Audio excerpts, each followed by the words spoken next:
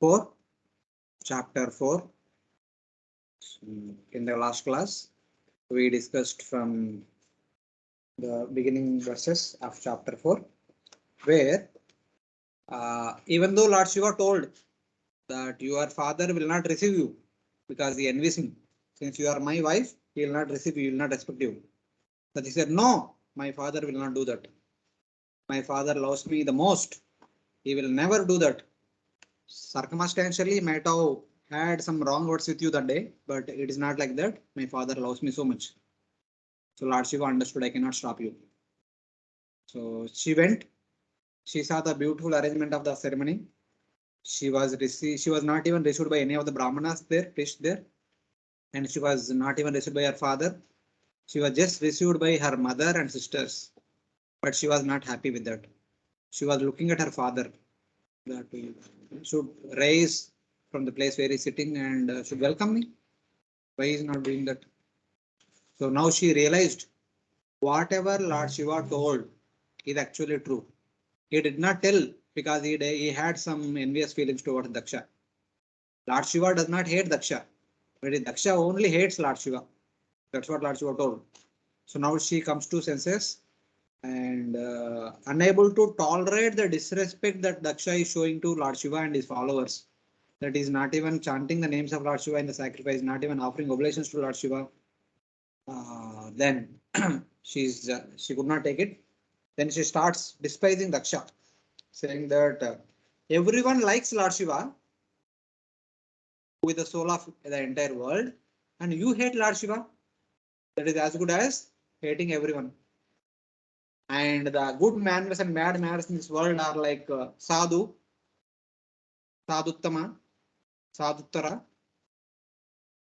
ati, sadhuttama. And bad manners is asadu, asadutara, asaduttama, ati asaduttama. And Lord Shiva is ati mahattama, because he does not even find any fault in anybody in this world. He actually has friendly relationship with everyone in this world. He only sees good in everyone. He is the greatest of all great. And in that person, you find fault. Since he is the creator of this world, he finding fault with Lord Shiva means finding fault with everyone. So you are such a person, you are finding fault with everyone. So you are the worst of all beings. You are ati asadu tama. So something like that. So Mother Parvati, Sati, established the clear-cut distinction between Lord Shiva and Daksha. So with that background, today she continues to talk about further glorification of Lord Shiva. So next, verse number 13, Mother Sati says, Nasharyameta yatadastu sarvada mahatvininda kunapadmavadishu Sreshyam Mahapurushapadapam Shubir Nirasta Tejastu Tadeva Shobhanam. It is not wonderful for persons who have accepted the transient material body as the self to engage always in deriding great souls. Such envy on the part of materialistic persons is very good because that is the way they fall down. They are diminished by the dust of the feet of great personalities.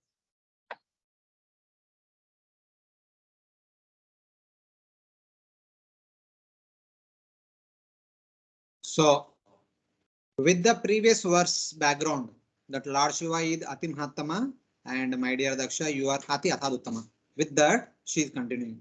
She is saying that it is not surprising, na aksharyam, that the materialistic people like your good self claiming that the gross body, the soul, Punapatma Vadishu, claiming that the gross body is the soul, constantly criticize the devotees with envy and become deprived of their powers by the dust from the feet of the great devotees. Because that glory of that criticism is the result it gives. She says that the materialistic people like you, all who always think of themselves to be the body, does not appreciate the nature of the devotees who do not identify with themselves the body, who always identify themselves the soul, who always identify themselves to be the servants of the Supreme Lord. So materialistic people like you never appreciate that kind of consciousness. You are always trying to find fault with them and criticize them. You may criticize them. They may not take the criticism very seriously, but the dust on their lotus feet will take it seriously. That dust will destroy all your good fortune. So like that, it says. This is what persons like you deserve. It is not surprising that criticism of great devotees always takes place in materialists who claim. It is not surprising that criticism of great devotees always takes place in materialists like you, who claim the body is the self.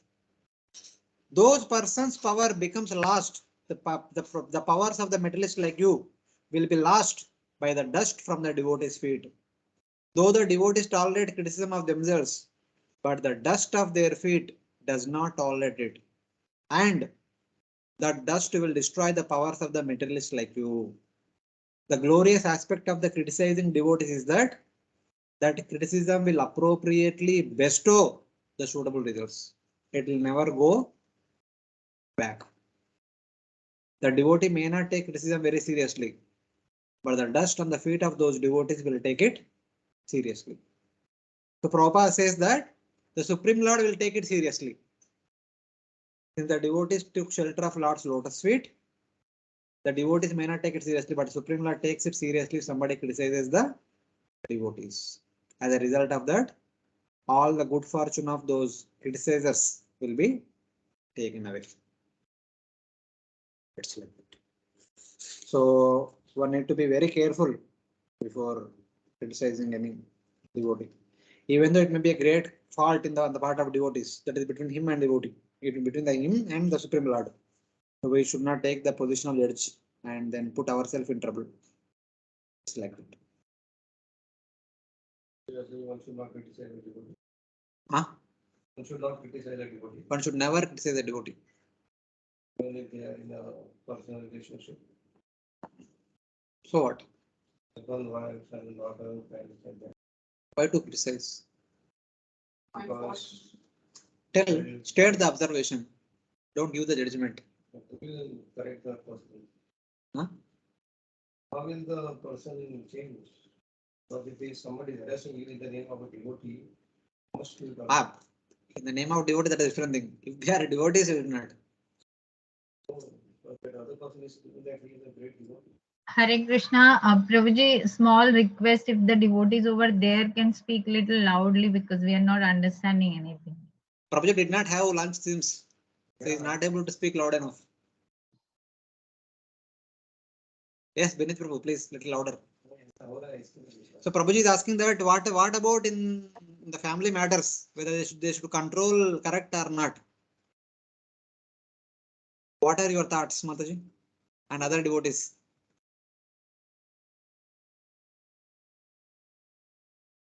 The shloka says that one should never criticize the devotees. They may not take it seriously, but the dust will take seriously. Then when it comes to householders, what about correcting each other?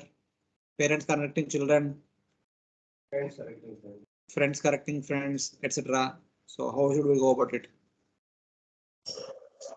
Hare Krishna, Prabhuji, if the criticism is in the mood of correcting and rectifying somebody, then it is a welcome thing. But if it is in the mood of offending that because my ego was getting hurt, I'm trying to correct you, then that will be the offense, I think. That's what my Can't we correct without criticism? Can't we correct without any criticism?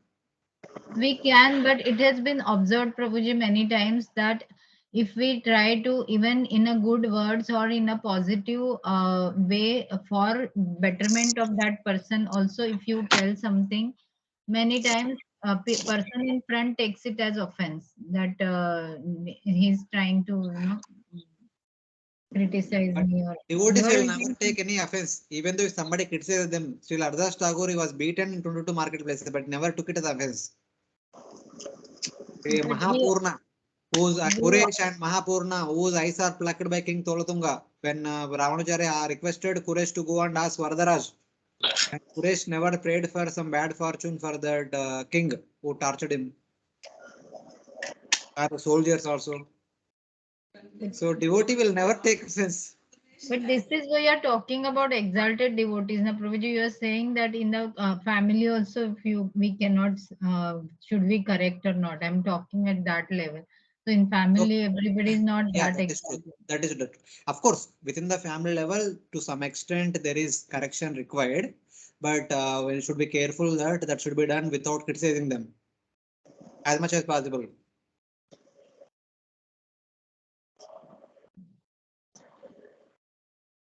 Without criticizing, we can't correct them. It is very difficult. We always point out their faults and then You don't listen to me then. what can be done. Our upbringing is like that. Our upbringing, बचपन से upbringing ऐसा है. अब क्या करें? The person is not a devotee or he is pretending to be a devotee. He's trying to become a devotee. He's trying to become a devotee. Still conditioned. Still under conditioning. I am a perfect devotee.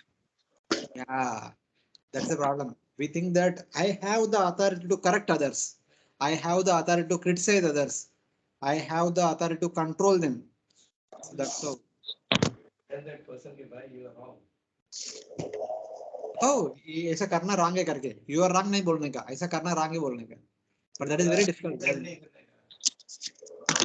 It is very difficult, Roji. I accept. It is very difficult. Unless until both people understand what we are saying, if they understand and what they are saying, if we understand, there will be no criticism, no what we can say, no feeling hurt. Since many times we don't understand each other, there is always feeling of hurt and criticism always there. That is not the problem with us. The environment is like that. In this world, the entire environment is like that, surcharged with mode of ignorance and mode of passion. Even though if you may speak good words, they appear to be criticism only. Because the environment is like that. We can't do anything. And we had such conversations. We were told that environment is always friendly. Who said? Oh, seniors. Me. And no, I didn't say. But they say environment is always friendly. The thing is that you are conditioned because of that. Because Martin says that what you see, the world is actually your reflection. What is filled within you is this is what you see around. And therefore you are able to find faults or you're able to find, I mean, you tend to get, in a mode of criticism or something like this. But once I asked one psychologist, and she said that if you really want to correct somebody, make sure what is your intent. You really want to help that person. You really think of benefiting that person. Then only you say anything to that person. Otherwise, just play. This is like senior people. Okay, always there. See, when it comes to tell to others, we say a big things. When it comes to our own dealings, na, it is very difficult. So we need to go through burning. 9 times when we burn, 10th time we become careful. तब तक वो burning का effect क्या हमको पता नहीं चलेगा. तब तक हम will not become careful. Even while cooking also, if we wrongly handle the pan or tawa, kadai, our fingers get burnt. But after 3-4 times of a bad experience, we will become careful. Or we become expert how to deal with the utensils and the stove. This is also like this. नहीं. Oh, इसका slogan होगा. But since it is Kali Yuga means mode of ignorance is prominent. Here there, goodness may be there, but prominently mode of ignorance is only there. Whether we accept it or not accept it, that is the truth. Mode of ignorance is prominent. What is the nature of mode of ignorance? Bhakti Shastris. What is the determination of a person in the mode of ignorance? Chapter 18. Verse number after 20 to 40 in between. What is the determination, not determination? What is the understanding of a person in the mode of ignorance? Can anyone guess? So much time. Adharmam dharmamiti. Dharmam adharmamiti. The person in the mode of ignorance will always consider dharma to be adharma, adharma to dharma. So then what matters? आप कुछ भी अच्छा बोलो बुरा लगेगा, कुछ भी बुरा बोलो अच्छा लगेगा. क्या करना चाहिए? कुछ करने का नहीं, अपना जन्म सार्थक करने का बस. But his question is that if somebody is pretending to be a good devotee, he's trying to correct him. Whereas he's not like that. He's not realized. If at all we want to go back, come back to Godhead, we should accept the criticism of others. We should accept the good advice of others. Everything we should accept. We should not meddle with the people of this world.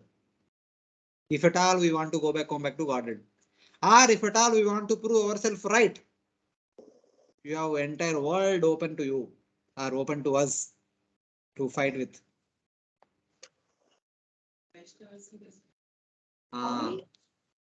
जब उधर पहुंचेंगे तभी हम कुछ कर सकते हैं. So now, having stated that Mother Sati is continuing. So even for ordinary devotees also, they may not take criticism seriously, but their dust will take it seriously. Then what to speak of Lord Shiva? You think Lord Shiva is like ordinary person like you and me? Now Mother Sati is going to talk about the glories of Lord Shiva. 2 verses talks about the glories of Lord Shiva. यद्व्यक्षरं नाम गिरेतरं नृणां सकृत् प्रसंगादगमासु हन्ति तत् पवित्रकीर्तिं तमलङ्घ्य शासनं भवानहो द्वेष्टि शिवं शिवेतरा.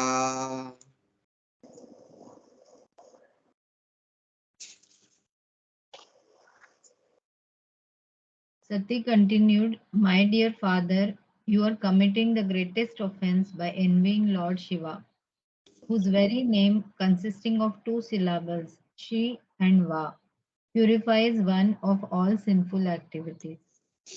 His order is never neglected. Lord Shiva is always pure, and no one but you envies him." So this verse and the next verse gives so many qualities and characteristics of Lord Shiva. This verse says that you so inauspicious, Bhavan Shivetara. You are not Shiva. Shiva means auspicious. You are Shivetara. You fill in the category of Shivetara. You are not one among the auspicious people. You are so inauspicious. And hate Shiva, Shivam Dveshti, whose order cannot be avoided. Alange Shasanam. What to speak of considering him as the ordinary human being? He is so great, so great, so great that his order cannot be avoided by the great devatas.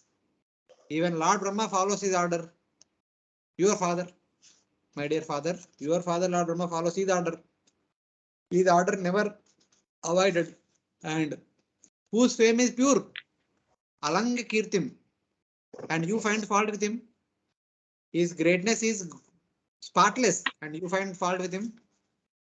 And whose name consisting of 2 syllables, Dvi Aksharam Nama, Shiva. Even chanted once, Sakrit Giretaram. Even chanted once, even attentively, not inattentively, even not very meditatively, even attentively. By the way, casually also if somebody chants Shiva, that uttering of Lord Shiva's holy name destroys all men's sins immediately.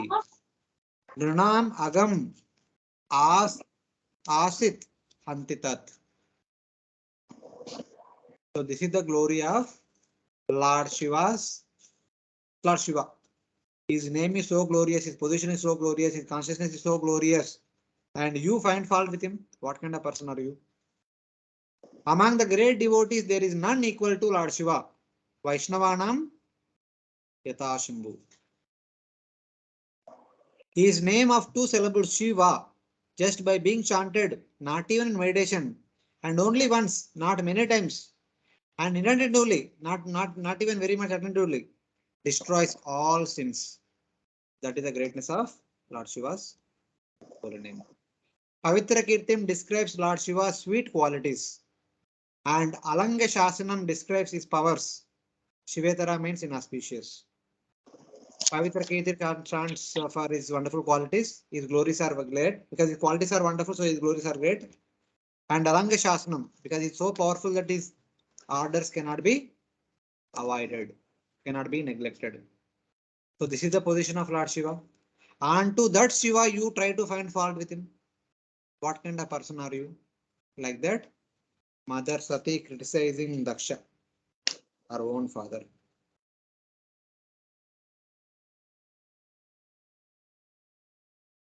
So it is like that. And in the purport, Prabhupada writes that only a devotee will understand the greatness of Lord Shiva. Others can never ever understand the greatness of Lord Shiva. It's like that. Words that the worship of Vishnu is the greatest of more. For Shiva himself. But in the Shiva, Shiva unto Parvati in Padma Purana. here it is mentioned. Sometimes Padma Purana only, but sometimes Prabhupada writes Shiva Purana, something like that. Because if it is mentioned in the Shiva Puran, then there should not be any conflict with the Shivas and Vaishnavas. But because I believe it has to be in Padma. Yeah, Padma Purana. It is But Padma. Shiva is accept Padma. I say again. They don't agree to what. Oh, I don't know that. So in Padma Purana, Lord Shiva only says Aradhananam Sarvesham Vishnu Aradhanam Param Tasmat Parataram Devi Tadiyanam Samarchanam. Here it is really mentioned. Maybe, but many other places Padma Purana only quoted. Here Shiva Purana comes, but many places Padma Purana only quoted. It is from Padma Purana. Because in Shiva Purana, the supremacy of Shiva is established. Okay, in Shiva Purana, supremacy of Shiva is established over everyone, over Brahma and Vishnu. That is there in Shiva Purana. Yeah. But when in the same Purana, Shiva Maybe, there should not be any maybe some verses might be speaking that they don't consider very seriously. That is there. That may be there. The previous verse described Lord Shiva's ability to destroy the sin. By chanting the name of Lord Shiva, the sins will be destroyed. And the next verse will talk about the ability to give liberation. Lord Shiva's ability to give liberation. That is mentioned in the next verse. Yat pada padmam mahatam manolibir niveshitam brahma rasa रसासवार्तिभिः लोकस्य यद्वर्षति चाशिषोर्तितस्मै भवान् दूयते विश्वबन्धवे. Can read some of it. You are enemies of Lord Shiva, who is the death of all living entities, in which one the common engagement in the also blesses higher established God, seeking after the So here Sati is saying that Yat pada padmam mahatam manolibir niveshitam brahma rasa asava artibhi. You have offended the friend of the universe. Tasmai bhavan druyati vishwa bandhave. Lord Shiva is the friend of the entire universe. And he is friend of everyone, and you are finding fault with him, you are criticizing him. What kind of person are you? And Lord Shiva's lotus feet are worshipped by the bee-like minds of great souls. Mahatam Mano Alibir. Ali means bee. So those great souls who have bee-like mind, the bees are always constantly hovering upon the lotus flowers in order to get nectar. And all the great souls, they are always thinking about the lotus feet of Lord Shiva. They are worshipping Lord Shiva's lotus feet. Because they desire the honey of Brahman's bliss, Brahmananda. Brahma, Rasa, Asava, Artibhi. Asava means honey. Brahma Rasa means Brahmananda. Artibhi means those who desire after. Those jnanis and yogis desiring Brahmananda, they always worship Lord Shiva's lotus feet. And who fulfill the desires of people desiring material gain. Even common people also, even though they do not want Brahmananda, they may want some Jadananda. They also worship Lord Shiva. And Lord Shiva fulfilled the desires of the materialists to fulfill their material desires. And the Jnanis and Yogis who want liberation, he fulfilled them, giving liberation. Yeah, what you want is the liberation, the Vishnu is liberation. Right. Brahma Rasa means the bliss of Brahman, which is honey. Those who desire the honey of liberation in Brahman worship Lord Shiva. He also awards material benedictions. Why Lord Shiva cannot give liberation? Prabhupada said. Huh? Prabhupada said. Why? Prabhupada said, but how and why? Vishnu. Vishnu gives him liberation. He does not have that power. ऐसा condition है क्या? He does not have that power. No. No. Prabhupada said, this is what we teach. This is what ISKCON is teaching. Yeah. This is what Prabhupada has taught us. Brahma, Shiva cannot give liberation. Only Bhakti is given only by Vishnu. Mukti Pradat Sarvesham Vishnureva na Samshaya. That is the verse you are quoting. So now tell me, to what extent Indra can award benedictions? Material desire. Name them na. To what extent Indra? What is the topmost blessing that Indra can give one? Which is where sanctification. Get them to heavenly Sanctification. planets. थोड़ा loudly बताओ, they also listen. To take them to the heavenly planets next year. Let's see how you see. Why? How he can give that He heavenly? has power. Huh? Because he has it. How he has it? His power. That's his power. Because he stays there. Yeah, he stays. So what a person can give is what they have. At most he can give that. Okay, I am very much pleased with you. I'll give you my seat to you.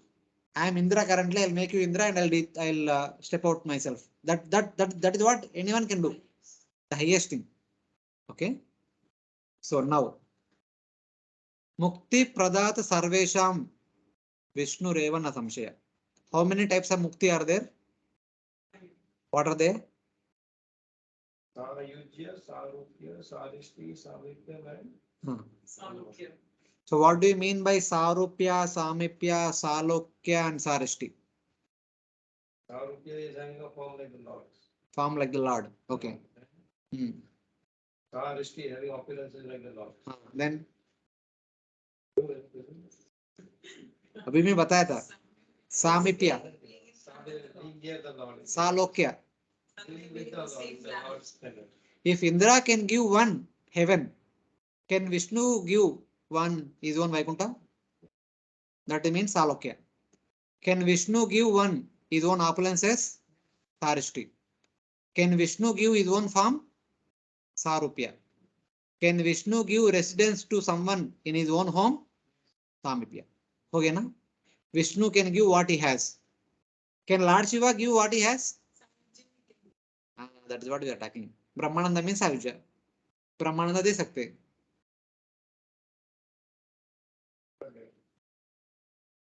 Lord Shiva stays in Brahman.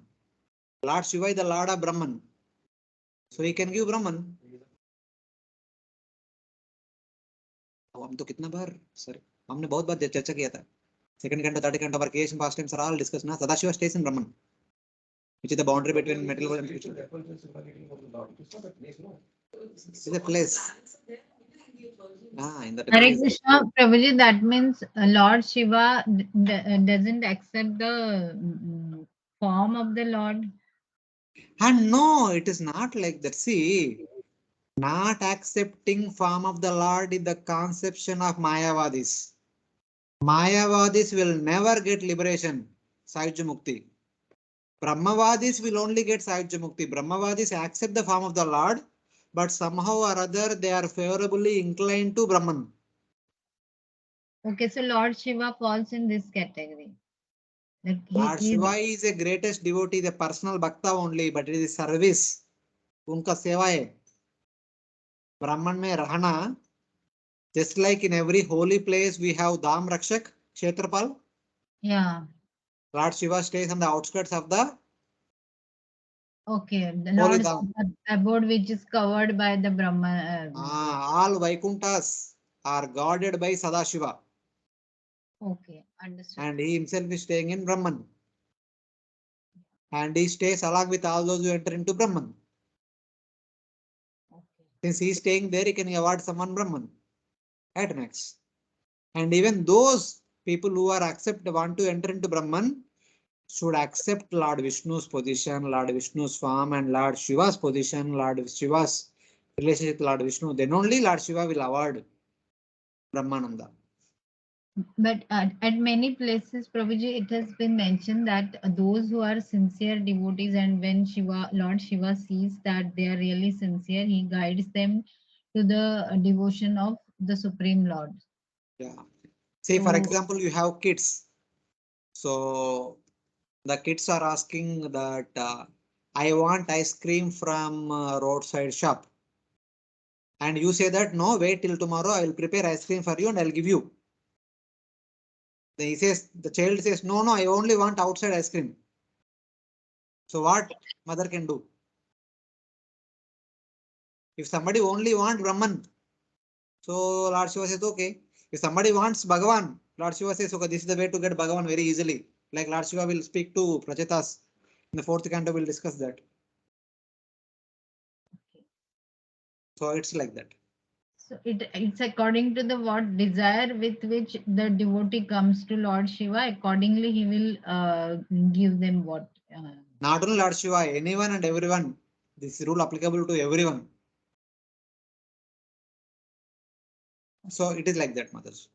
I don't know. This is my understanding. Yeah, I understood, Prabhuji. Like you explained it very nicely. But what the point Prabhuji was discussing, that whatever one has, you mentioned to answer to that whatever one has, that only one can give. So we Yes. were trying to understand, but whatever Yes. one has also, and what desire which with which the devotee approaches, both the things has to match to Yes. what he. Yes. Okay, thank you.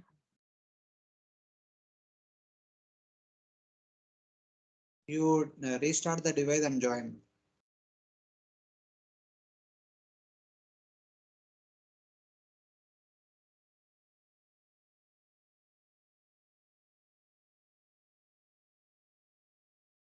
लेकिन मैं क्या बोल रही हूँ आप team split होगा तो इसे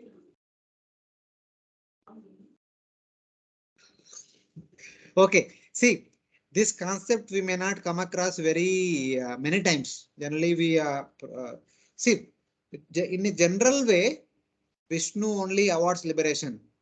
Lord Shiva also cannot award the upper 4 liberations. So if you take Mukti as a single word, so you better not to go in distinctions. I mean, one side 1, one side 4 are there.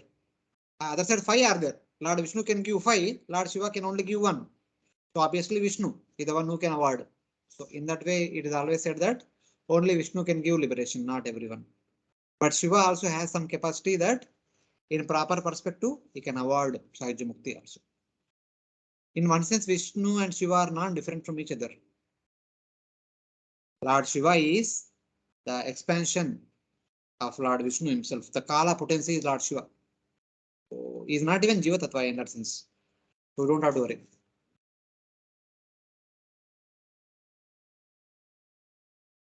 So that's how the Lord Shiva's qualities are mentioned in the previous 2 verses. By chanting Lord Shiva's holy name, the sinful desires will be destroyed. And Lord Shiva's position is that his orders never avoided by anybody. And he has the power to fulfill that. He can award Sahajya Mukti also. Of course, for others, he will fulfill their material desires without any doubt. So that is the position of Lord Shiva. So now, Sati is going to counter the arguments of Daksha which he made in the past. In the 2nd chapter, Daksha made so many arguments. Now she is going to counter some of them. Sati criticizes Daksha's previous statement that he said in 4 to 14-15, where Daksha criticizes Shiva's name as actually being inauspicious and his conduct is improper. That he lives in the crematorium, wears skulls, applies ashes, crematorium ashes, etc., without home, etc., etc. So she is countering that one. Kim va shivakyamashivam na vidustvadanne brahmadayestamavaka avakirya jata smashane tanmalya bhashma nrikapali avasat pishashe ye murdabir tat charanavasrishtam. Do you think that greater, more respectable personalities than you, such as Lord Brahma, do not know this inauspicious person who goes under the name Lord Shiva? He associates with the demons in the crematorium. His locks of hair are scattered all over his body. He is garlanded with human skulls and smeared with ashes from the crematorium. In spite of all these inauspicious qualities, great personalities like Brahma honor him by accepting the flowers offered to his lotus feet and placing them great respect on their heads. This is the position of Lord Shiva. Do anyone other than you, my dear Daksha, personalities such as Brahma and others, know a Shiva who is very inauspicious, who has scattered hair, who lives in the crematorium with ghosts, wears the discarded garlands, wears ashes, smears the ashes all over the body, and decorates himself with the human skulls? I don't see anyone else other than you can have understanding of Shiva like this. If a person called Shiva is like this, why would personalities like Brahma, Indra, Chandra, Varuna, Vayu carry on their heads the water used to wash his feet and the flowers kept at his feet? Why is that? They are always eager to get his Charanamrut or his Mahaprasad. How is it that Shiva is behaving like a deranged person, etc., etc.? Only you have that conception of Lord Shiva like that. No one else treats Shiva like that. So, like this, she is countering Daksha for his mistaken identity. Do others such as Brahma know that person called Shiva who is so inauspicious, whose material locks are scattered, who lives in a crematorium and who is decorated with the garlands, of the human skulls, and who is decorated himself with the ashes from the crematorium? No. If it were so, if others like Brahma also have the same concept, then why would then they would not be servants. They would never accept Lord Shiva to be their master. Otherwise they would neglect Lord Shiva like a madman. Why they are accepting him as their master? They hold on their heads his garlands and water remnants flowing from his feet. This is the position of Lord Shiva. So it is like that.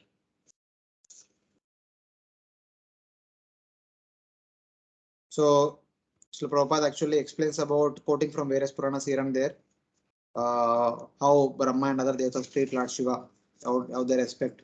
Whenever they see Lord Shiva, they see the personal potency, potency manifesting for the Supreme Lord personally in the form of Shiva. So that is how they glorify him.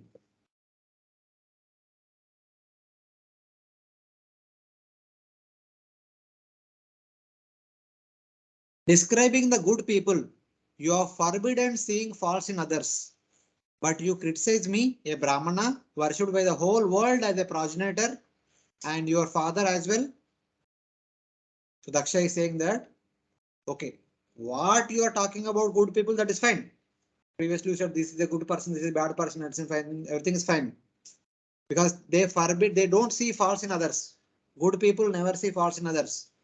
But you, if you think yourself a good person, not see faults in me. Who am I? I am the Prajapati, best of all Prajapatis, and I am your father. How can you criticize me? Like that, Daksha is saying. Then Sati says that you are actually asadutara. You are asadutara, not seeing of my good qualities. So then Daksha says that you are actually not sadhu. You are actually asadutara because you are not seeing my good qualities. You only said that the person with good nature will never see faults in others. Since you are criticizing me, you are asadutara. You yourself is asadutara. Sati says not like that. Kindly understand what I am doing. So like that, Sati Hare says. Krishna, Prabhuji, sorry, before going to the next verse, Prabhuji, 16th verse, purport, last part, Prabhupada mentions that whatever means till now, whatever we have discussed about Sati's way and how she behaved, her glances at Lord Shiva and then even to the Daksha. He's saying that that was the a plea only for actually at heart she maintained the idea that she would convince her father Daksha that it was useless to continue being envious of Lord Shiva. And that was the main purpose why she wanted to go for the sacrifice. Yeah, of course. The main purpose is, says Daksha and Daksha's followers are not giving due respect to Lord Shiva. And Mother Sati trying to establish the position of Lord Shiva through these words. Yeah, because So then whatever why she burnt herself, we will discuss little later. One of the verses talks about yeah, that. that is okay. But till now, we were discussing that because she was immature, she was of womanly nature. That is why she had affection for her parental family and all those things. That is why she didn't listen to her husband's order, which every woman should do, and all those things. But here, something different. No, probably like she No, had a no. We objective. discussed in the last week or last class, we discussed the very first two of a couple of verses, we discussed that. Even the in the first chapter also it is mentioned that she was not yet mature enough. She was still childlike. Her return journey to Daksha's home was an indication of that. She was still attached to playing instruments, all these things. They're all indication of she is still childish. So from that point of view, since her father loved her so much before her marriage, she still anticipated same kind of affection from Daksha. But when she came home, then she realized Daksha has no more affection towards her. She realized what Lord Shiva said is actually correct. Previously, her familial affection overpowered her reasoning.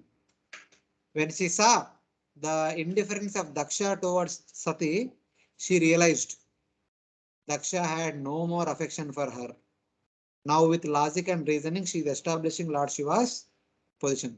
It is Yeah, not that she is that's not what aware I'm of all saying. these things. Till now, whatever we discussed, but here it is mentioned that it is she had much higher objective to convince her father about the supremacy of Lord Shiva, her husband. So, No, whether she is not convinced, she has her objective is to establish Lord Shiva's supremacy. that's what. So she cannot be called then immature, no, Prabhuji. She is much mature, in fact. Then No, that's what I'm saying. She is not immature. She is childlike. I did not say she is child. She acted childlike. yeah, because I was confused because till now the whatever picture of Sati was painted, she was of womanly weakness, this that, but and she was of a lower See, age was Mataji, that she is had rasa. not. That is rasa. See, that was rasa. Now she is discussing the Siddhanta. You remember in one class we discussed about when to see rasa, when to Siddhanta. Yeah, this is always a confusion, Prabhuji. Every time means It will be confusing only if everything is crystal clear. What we will do whole life. The because purpose of Shastra is to engage us our entire life. Everything is black and white. Ek bar padho kaam khatam. later part also she exhibits so much of maturity and so much of knowledge of yoga and all those things, so how can we call her, she was of lower age, she had not attained maturity No, we mentally never also. said. We never said. We always said that our familial affection overpowered our knowledge. That's all. And it's natural in this material world. It's nothing wrong. We already discussed that. Women have left side brain, man has right side brain. No, but if she wants Women's to. brain is emotional, man's brain is logical, rational. But Prabhuji, if she is desiring to establish the supremacy of her husband, how can we call her that she is more family attached? In fact, she is more attached to her See, husband then. Mataji, everything is not black and white always. Are you not getting? Don't see everything. If you stamp one black means always not black like that. See, at that point of time, she had affection. She wanted to see her parents. That time that desire was overpowering her. She had all the knowledge, but still that desire was overpowering. Don't see Sati as Maya Devi here. If you see her as Maya Devi, then there is no fun in pastime. Now Okay. when she is speaking Siddhanta, now you understand she is not ordinary being. She is speaking like the authority and the subject matter. Okay, It is not that Guruji. easy. Pastimes are not that easy to understand. We may think that okay, story, everything nice, acha, acha. That is only superficial understanding only. There are so many insights to everything. Like when Putana came, Lord Krishna closed his eyes. Multiple acharyas gave multiple explanations. One closing eyes only apparently seems to be closing eyes. उनका नींद आया close किया बस हो गया. But different acharyas give different explanations. That is tattva. Okay, thank you, Guruji. Don't worry. So previously, as Prabhuji was asking last week, how to understand when it is tattva, when it is rasa. Previously, it was rasa between the wife and husband, between the daughter and father. Now here, she's not even calling my father. No rasa only, rasa gone. Now everything is tattva. She's telling you. Ah. So now her intention is to establish the position of Lord Shiva. Whether Daksha gets convinced or not, it is secondary result.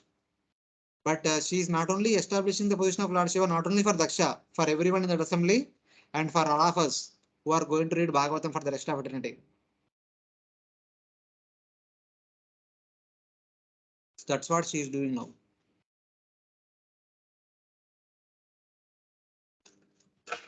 So it is like that. So while doing so, Daksha is saying that, oh, you said the great souls never criticize others, but you are criticizing me. That means you are not great. You are one of the asadutara. So for which Mother Sati countering now. So she says that कर्णौ पीडाया निरयादिकल्पयिषे धर्मा वितर्य शृण्भिर्नृभिरस्य माने चिन्द्यात् प्रसह्य रुशतीम् असतीं प्रभुश्चेत् जिह्वामसूनपि ततो विसृजेत् स धर्मा.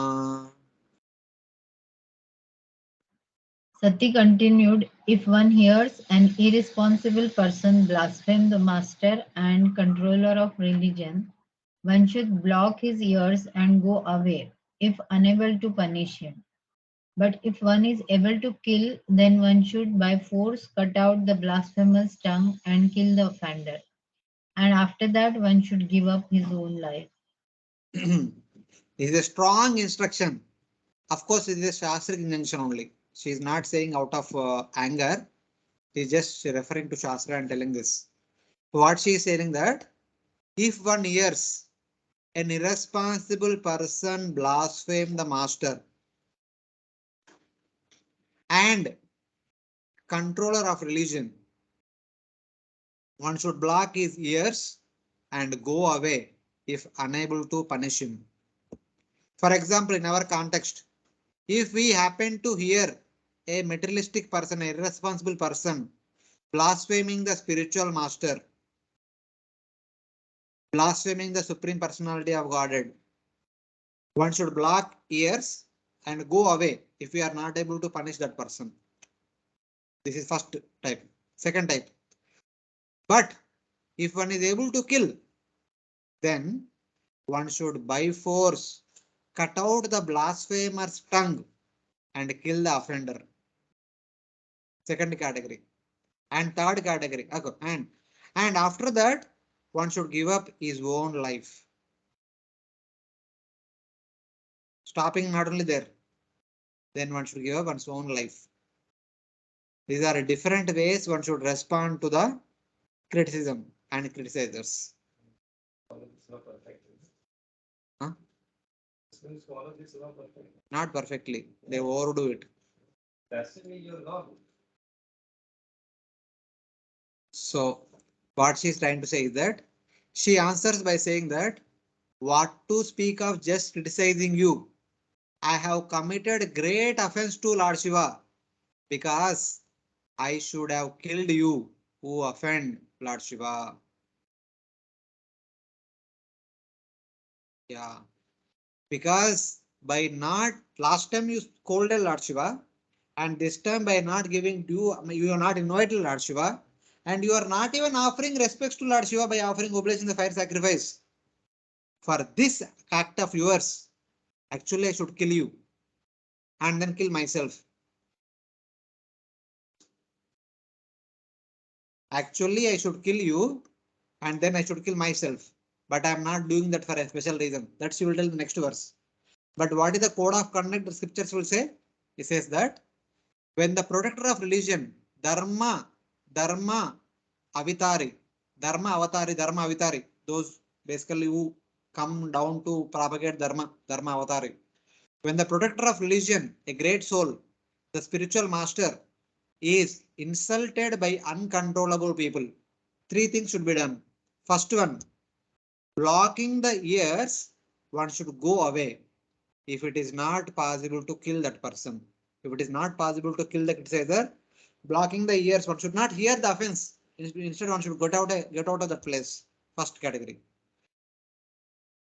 Second category, one should kill oneself. If that kind of situation comes, if one is hearing the blasphemy of the spiritual master and the blasphemy of the Supreme Lord, one should kill oneself. Second category. And the third category is that, if possible, one should forcefully cut out the tongue of the criticizers who speak inauspiciously. And one should then give up one's own life as atonement for hearing the criticism. These are the three different ways one should respond to the criticism of the spiritual master or of the Supreme Personality of Godhead. So now question is that who can do what? There are three instructions are there. Are they applicable to everyone or who should do what, etc. etc. That we'll see now. Or another meaning is having his tongue cut out. The criticizer should give up his own life. If somebody unknowingly criticizes some pure devotee, they should cut their tongue and then they should kill themselves. That is good for them. If they are in good sense of justice, they should cut their tongue, they should kill themselves. That is good for them. That is actual dharma. Otherwise, if they continue to live, the criticism will destroy them. That is very bad for them. Something like that. Because one destroys the criticizer's unlimited pain in hell, there is no sin in killing him. This is the method. Even so, one may ask question: how can you say that if somebody is criticizing the Lord, somebody criticizing the Guru, how can you go and kill him? By killing him, you are doing sin. Shastra says no. Killing a criticizer is only for his benefit, not at all sin for oneself. You see, Yadav? Yeah, but it's okay.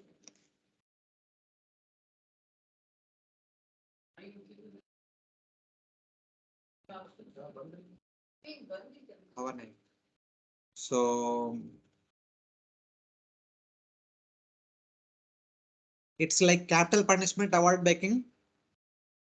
When a king awards capital punishment for a person who is a criminal who killed others, if the punishment is not given now, one will get 10 times bigger punishment afterwards. Because the punishment, if the punishment is given immediately, one will be saved from hellish punishment. Otherwise, one need to go to hell, go through the punishment. Again, one to take birth and one need to be killed. So many things will happen and multiple punishments. So it's like that. So because the Kshatriya is qualified for punishing others, he should cut out the tongue. He is not at fault. Only Kshatriyas have the authority to punish others. So they can cut the tongue, they can cut the throat, they can kill that other person. No problem for Kshatriyas. But other three Varnas cannot do this.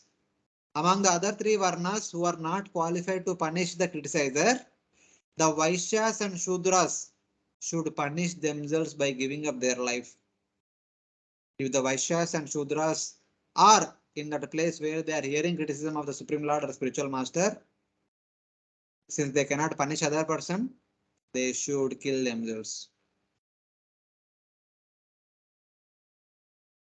Because it is not proper for the Brahmana to give up his life. A Brahmana should block his ears, remember Lord Vishnu and go away. So this is like this. A Brahmana, as soon as the criticism is going to start, should close the ears, should not listen the criticism, better go away. And Kshatriya, if somebody is criticizing Guru or Supreme Lord, should punish immediately for the betterment of the criticizer. And Shudra and Vaishya, if it is possible, they should leave immediately.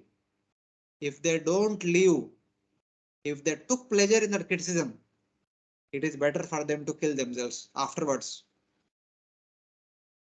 Somehow or other, they are forced to hear the criticism or they like to hear the criticism. But if they like their own betterment, they should kill themselves afterwards. That is good for them. Otherwise, they'll go through greater punishment afterwards. So this is the scriptural mandate for different varnas. How do they respond to the criticism of the Supreme Lord and Spiritual Master? It's like that. Sometimes amongst our friends, we could discuss, like, like there are close friends and there are devotees with outer circle also. Sometimes amongst the, like between the two close friends, we do talk about devotees. Like sometimes you're not inclined to somebody, sometimes you find a little uncomfortable in others' presence. Does it count under this? There are three levels. First level, the best level is better not talk about anyone in a negative way in their absence. It is better to talk to that person about some observations, some bad things about that person. So A and B should not talk bad about C. Better A and B should go to C and talk about something they observed bad in him. That is the best thing. The second thing, if at all circumstances are like that, one need to talk about some pinpoint about some faults in others. The talk should not be like a judgmental. It should be like observatory. I have observed so and so that this person is behaving like this. This person is doing like this. So this is observation. Or the judgment is that this person only like this. So that is not good.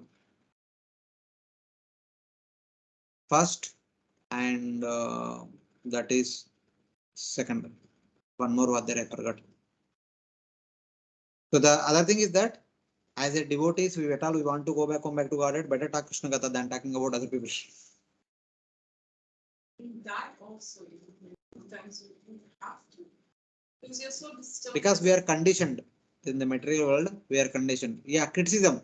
When you say criticism is actually we want to pinpoint others' faults to cover up our own faults. We want to show that we are better than others. That is where the criticism comes actually. It's not exactly that. Sometimes you're just not comfortable in somebody's presence because that person tend to irritate you, tend to exploit you, right? And as a keeping the devotee advocate, Okay. don't say anything to that person, but at least we can, confide in somebody else. I'm sorry to say this, but I'm just as a matter of discussion, I'm saying. So that person is exploitative.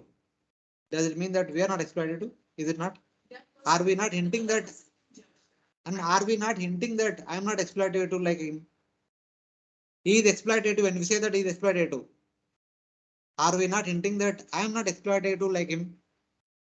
It is intentionally doing.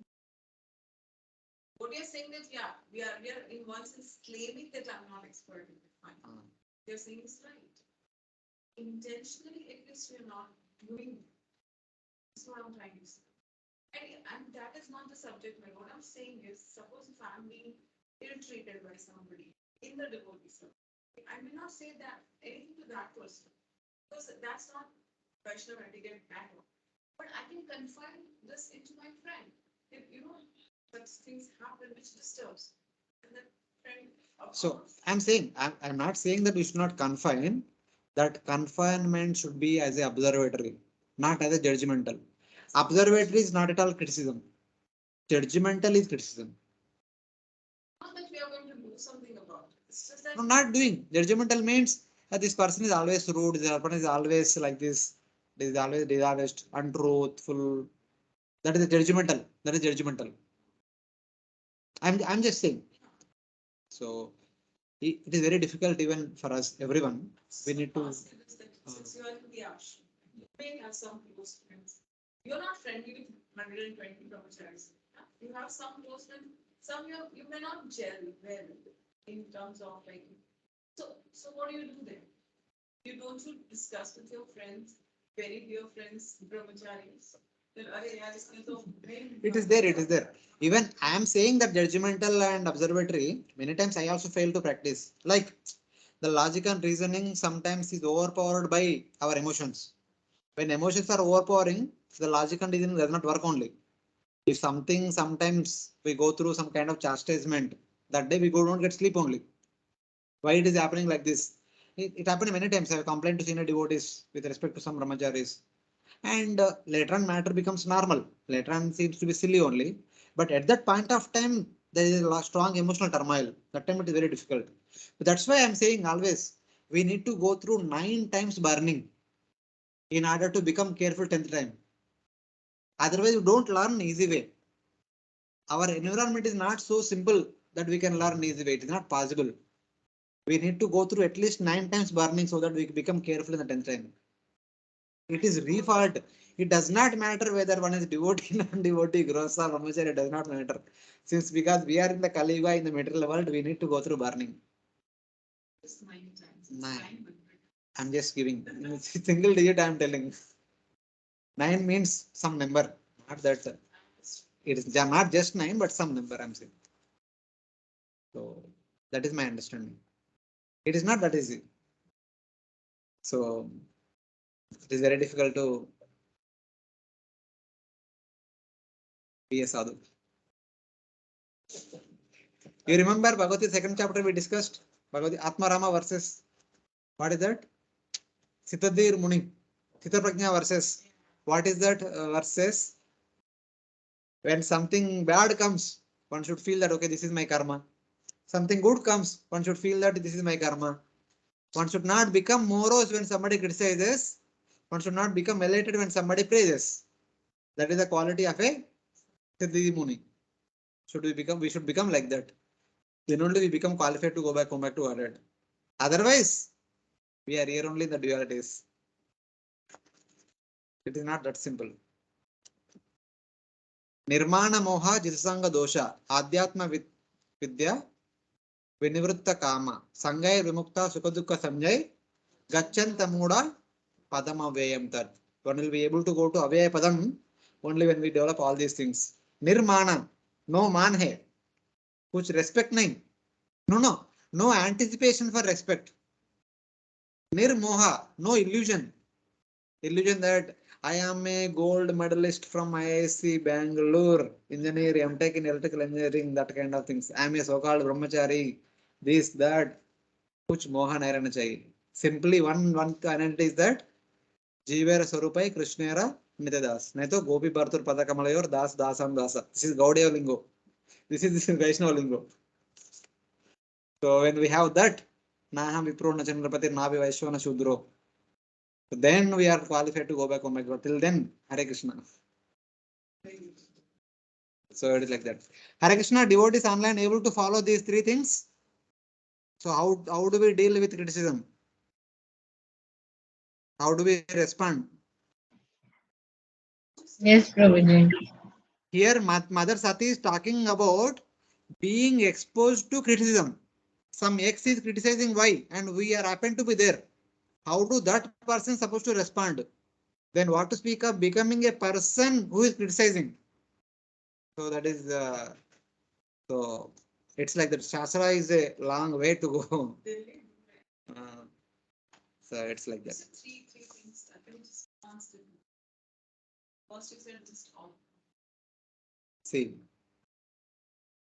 a Kshatriya is qualified to punish. So Kshatriya should cut the tongue of the criticizer.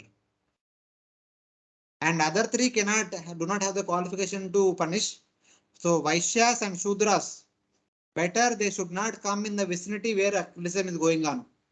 If they happen to come by force, or if they happen to come by liking and enjoyed the criticism of some devotee of the some Supreme Lord, it is better that they should kill themselves for their own betterment. Either case, by force or by liking. For their good, they should kill themselves. And third category is Brahmanas are not supposed to kill themselves because they have knowledge and everything. As soon as they understand that, they sense that some criticism is going to happen, immediately they should close their eyes. Hurry, jump. वहां से निकल जाओ. Why don't you recruit the last member, or why don't you ask him, why don't you tell him that? The normal system. Hare Krishna, we request the devotees please talk in a louder voice because otherwise we can't hear anything.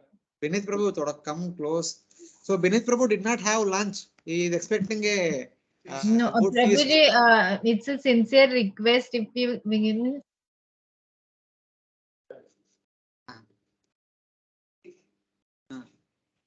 So I mean, wouldn't it make sense to talk to the person who is blaspheming and ask why he is doing such a thing? Prabhuji is asking, why don't the Brahmanas defeat them by logical argument? Tell them, don't do this. Then why no one argued with Daksha long back? This is the main thing. No, somebody should have told him. No, Brahmaji was his father. He should have explained it. Beta, aisa mat karo. He tried. I think Brahma tried. Okay. Now I'll ask you a question. All of you are grosas, parents. When your children is adamant, child is adamant, whatever logic and reasoning you may give, will he listen? He or she will listen? नहीं सुनता है वो बात अलग है, but it is their duty to tell him, no, कि ऐसा मत करो, कोई बोलेगा ही नहीं तो सुधरेगा कैसे? 10 बार बोलेंगे, 11 बार नहीं बोलेंगे. इसमें ये एपिसोड में किधर आ रहा है? Here they did not tell because he is the leader. Brahmaji was not his leader, he was his father, no? Sorry, I am not for this. No. मेरा कोई See. qualification नहीं है. See, Just for the दिमाग में ऐसा. from apparent point of view, we are seeing everything black and white. They should have told, they should have told. Because Brahma could have understood, even if I tell he will not listen, then what is the point in telling him? No, but all the Brahmanas, Prabhuji, like here, how you mentioned that the Brahmanas should, cover their ears and go away if the criticism is going on like that. Yeah, they should. So I many don't know. yeah. Some of the Brahmanas might have closed their ears. They might not have heard. Some of the other Brahmanas who have heard and enjoyed, they will get the result very soon. Chapter 4 will get the result. Chapter 5 they will get the result. If Okay. they don't get it on their own, somebody there will give. Somebody will be there to give that result. Okay. Because at the end of this chapter, we see there are so many qualified Brahmanas like Bhrigu and all such exalted Brahmanas. Still, why they,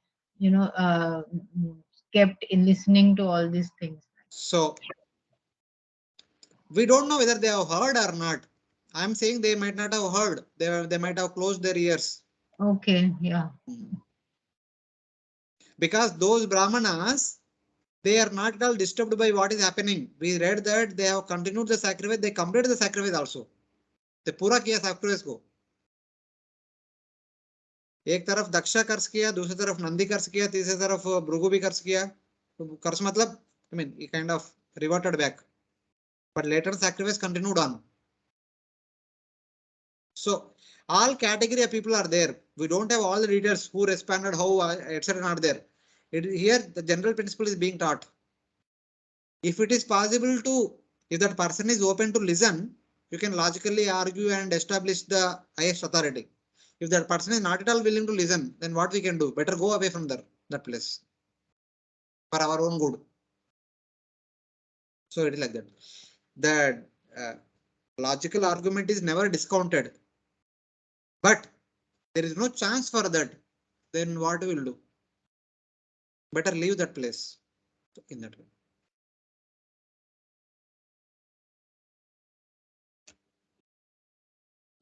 Just like Kshatriyas have authority to punish, Brahmanas have authorities to logically establish. That is very well accepted. But the other person is not willing to listen. Then what they can do? Better leave that place instead of staying there and listening the criticism. For their own good, it is better not to hear any criticism. And listening the criticism and then trying to oppose, trying to counter. So it's like that.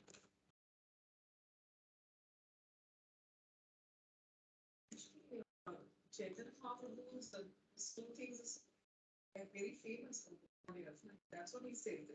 Chant and do not listen. This is like fundamental teaching. Amanina Manadena Kirtaniya Padahari. We have these several tendencies. Because we want honor, we want respect. Whether we want honor, I don't know, but when we talk to our friends about somebody else, even if it is like you're kind of venting it out, somewhere subtly we are enjoying it. Ah, yes. We enjoy it. That is the problem. That is the problem. That we enjoy actually. Even criticizing also we enjoy actually. We enjoy talking about someone or somebody's pitfalls many times. But when you realize now that you enjoyed it, that's the time you feel like killing yourself. Actually, That won't come easy way. That comes hard way. It won't come easy way. It won't come. We don't understand it that we are enjoying also. at least पता चल रहा है. And sometimes we understand, but many times while doing that we don't understand. Afterwards we may understand. But while doing that, if we understand, we don't do. Yeah, so afterwards only I'm saying, but afterwards you realize, what are you doing? That's why we need to burn ourselves 9 times. 10th time we become careful. So it's like that. Sorry, Prabhuji. I mean, see, I'm just trying to understand myself also. Shastra is not always black and white. So we need to see the circumstances. Based on that, response will be there. So many times. But this the Brahmanas, nobody cared what Sati did. Why we'll read now? Why Sati did that? There are many more reasons she will give. Having all powers and all abilities, I can destroy you. Sati is saying, my dear Daksha, I have the power, I have the ability to destroy you. I can destroy you. I can destroy myself. I can destroy the whole universe. However, people will say that Lord Shiva killed Daksha through his wife. Lord Shiva did not go. He has sent his wife and she and killed Daksha. Lord Shiva एक woman को use किया उनका enemy को मारने के लिए. Like that, people will blaspheme Lord Shiva in the future. In fear of destroying Lord Shiva's fame, I will not kill you. She could kill Daksha immediately. She is not ordinary person. She is Maya Devi herself. She can kill. But in fear of destroying Lord Shiva's fame, I will not kill you. Instead, I will perform atonement for myself. O sinful one, see this with your own eyes. Then she speaks this verse. So many things are there. Even the same thing happened with respect to Mother Lakshmi. Bhrugumuni enters into Vaikunta, kicks on the chest of Lord Vishnu, and Lord Vishnu begs forgiveness from Bhrugumuni that he did not welcome him properly. And Mother Lakshmi, what did she do? Yes. No. She told him Brahman is, Which Purana it is said? I've heard it. It is in Skanda Purana itself she is cursed. Skanda Purana is the Purana of the mode of ignorance. People in the mode of ignorance only understand cursing. For them it is said like that. The same pastime in Skanda Purana said like this. The same pastime in the Bhagavad said that she felt guilty of being part of the offense. Bhrigu suddenly entered in, kicked on the chest of my lord. I did not do anything to stop him. And I did not say even a word against Bhrigu also, because I cannot say also Bhrigu is a Brahmana. Bhagavatam. She decides to go and maybe some other place because she felt bad. That's what I'm saying. She felt bad. Why she felt bad? I did not stop Bhrigu from kicking Lord Vishnu's chest. I did not speak a word stopping Bhrigu. I did not do anything. I did not speak a word afterwards also. As a revolt to Bhrigu, because I cannot say also he's a Brahmana. So since I did not say anything, I did not do anything to stop this action to take place, I am also part of Bhrigu. Bhrugu's offense. So let me atone myself. She came down to Kolhapur and performed tapasya. It's not like that she got upset with Vishnu. Then why did you say anything? That is Skanda Purana. क्या हुआ है? भागवतम का understanding differ Bhagavatam का understanding या सब लोग यही सुना. Even if you go to Tirumala also it talks about that only. Tirumala past time it says that Bhrigu had a third eye in the feet. That eye gave so much pride to Bhrigu. And Lord Vishnu kind of said that I will massage your feet. My chest is like the thunderbolt. Your feet is like cotton. It might have been hurt by kicking on my chest. I will massage you करके करते करते उनका third eye को damage किया. That means Lord Vishnu removed his pride. Then Bhrigu realized, oh my dear Lord, I was thinking I'm so greater than you. That's why I kicked on you. Please forgive me like that. But Bhagavatam understanding is not like that. हाँ? ये aspect मैं बचपन से ही देख रहा था ना. मैं तिरुपति आंध्र का आदमी है ना. बचपन से ही देख रहा था मूवी में ड्रामा में सबसे. We always saw in the movie it is there, in the drama it is there, in the village drama also it is there. Always we watched. Since childhood we heard all these things. Even in Tirumala on the walls also it is there. This pastime is there. Skandapurana pastime is there. Tirumala also. But Bhagavatam understanding is not like that. Bhagavatam understanding is in that transcendental platform. It is not that easy to understand. Same pastime can be seen under different angles by different people. If we accept one thing only black and white, Hare Krishna. It's not like that. Even Nardamunu told Bhrigu, see my dear sir, please go and test them. He said, no Baba, testing these three people is like playing with fire. I cannot do. Then Nardam said that no, not for your sake. You do it for the sake of the universe. You do it for the sake of establishing Lord's supremacy. He did it. 10th canto. which can tell. He did it. Later on, he felt very bad. He happened to do it because he wanted to establish the position of Supreme Lord. He did not do it with any ill intention. He did it thoroughly with the good, best, not good, best intention. There is no fault from the point of view of Bhrigu Muni. At the same time, Mother Lakshmi thinking like that also, it is not a fault. She is also absolutely right. Because she thought like that, she came down because searching after Lord, when Lord Srinivas also came down, we have Tirumala Tirupati Devasthanam now. So it's like that. It's like that. But that means Lakshmi did not curse. No. She didn't. Cursing is from the Skanda Purana past time. That's okay. That's not The people in the mode of ignorance, they'll understand only cursing. They understand on that level only. But people in the mode of pure goodness, they understand very, very subtle level. This aspect that the Brahmanas will always be poor because Mother Lakshmi crosses. It's a universal talk. See, from the other point of view, it may be a curse.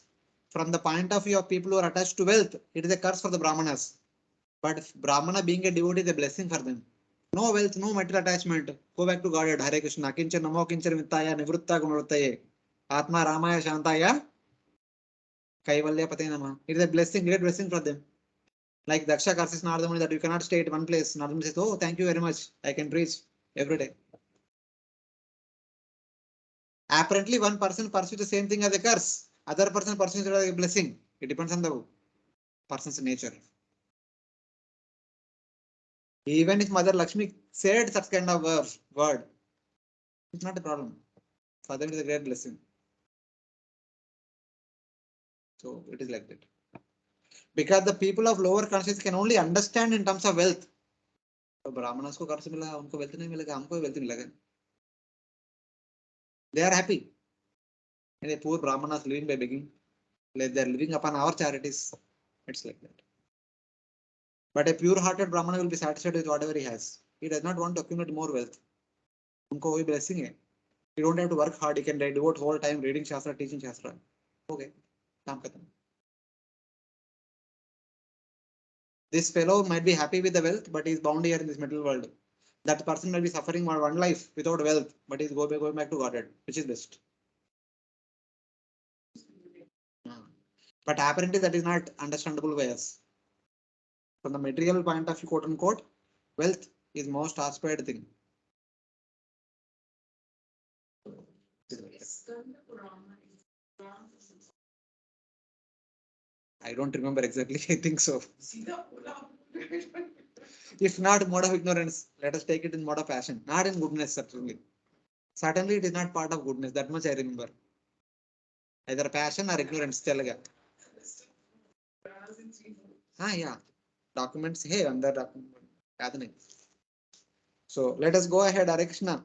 Time kitna ho gaya? Last question, sorry.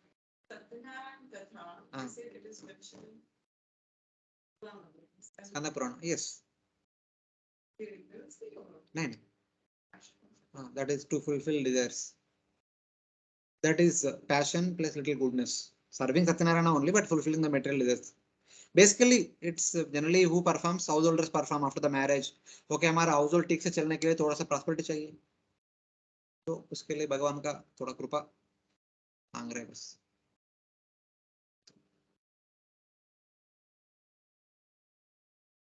Together, new aspect to see this past.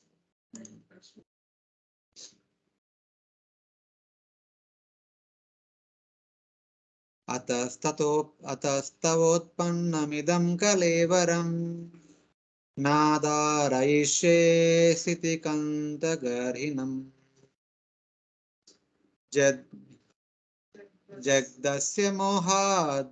जग्दस्य मोहाद्दिविशुद्धिमन्दसो जुगुप्तितस्योद्धरणं प्रचक्षते.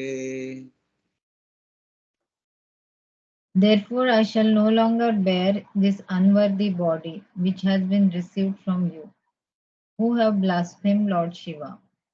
If someone has taken food which is poisonous, the best treatment is to vomit. Now she said that previously, in fear of destroying Lord Shiva's fame, I will not kill you. Though I can kill you, I will not kill you because that will create bad reputation to Lord Shiva. Therefore, I will perform the suitable atonement for myself. See this, what I am going to do. Then she is saying, therefore, I shall not maintain this body. This is the atonement she is prescribing herself. Produced by you who have criticized Lord Shiva. Since you have criticized Lord Shiva and this body is produced by you and this body is part of that offense. So I don't want to keep this body with me anymore because now this body is the offensive body. It is said that the purification for eating poisonous food by mistake is to vomit it. If we eat something which is inappropriate, better the best is vomit it immediately so that we are freed of the disease. Same way, because I am guilty of offense that you have performed against Lord Shiva because I am being part of your body. I don't want to keep this body anymore with me. This is the atonement I am going to take up now. This impure body, inattentively obtained from you, can be purified only by giving it up. Purification of horrible food that has been eaten is vomiting. Comparing with the vomiting, she says that since this body is given by you, I don't want this body anymore. I'll give it up. Extreme nahi, appropriate. Just one thing I also feel that Louder. what I feel here is that it's perfect that what she says to Daksha is right, that this body is given by Daksha and Daksha is a blast. But by doing this act, did she not cause pain to Shiva? Yes, that is true. That we will discuss later on. That aspect will be addressed in the future. And why she want to give up the body also is mentioned. So, as of many more reasons. I will give up my body, but those ignorant of scriptures will blame it on Lord Shiva, though he is faultless. So she is again saying that I will give up my body, but those ignorant of scripture will blame it on Lord Shiva, though he is faultless. Daksha previously said, I have given my daughter to a person who does not perform rituals, who is impure, who is proud, who violates the rules of good conduct. she replies to that statement in this verse.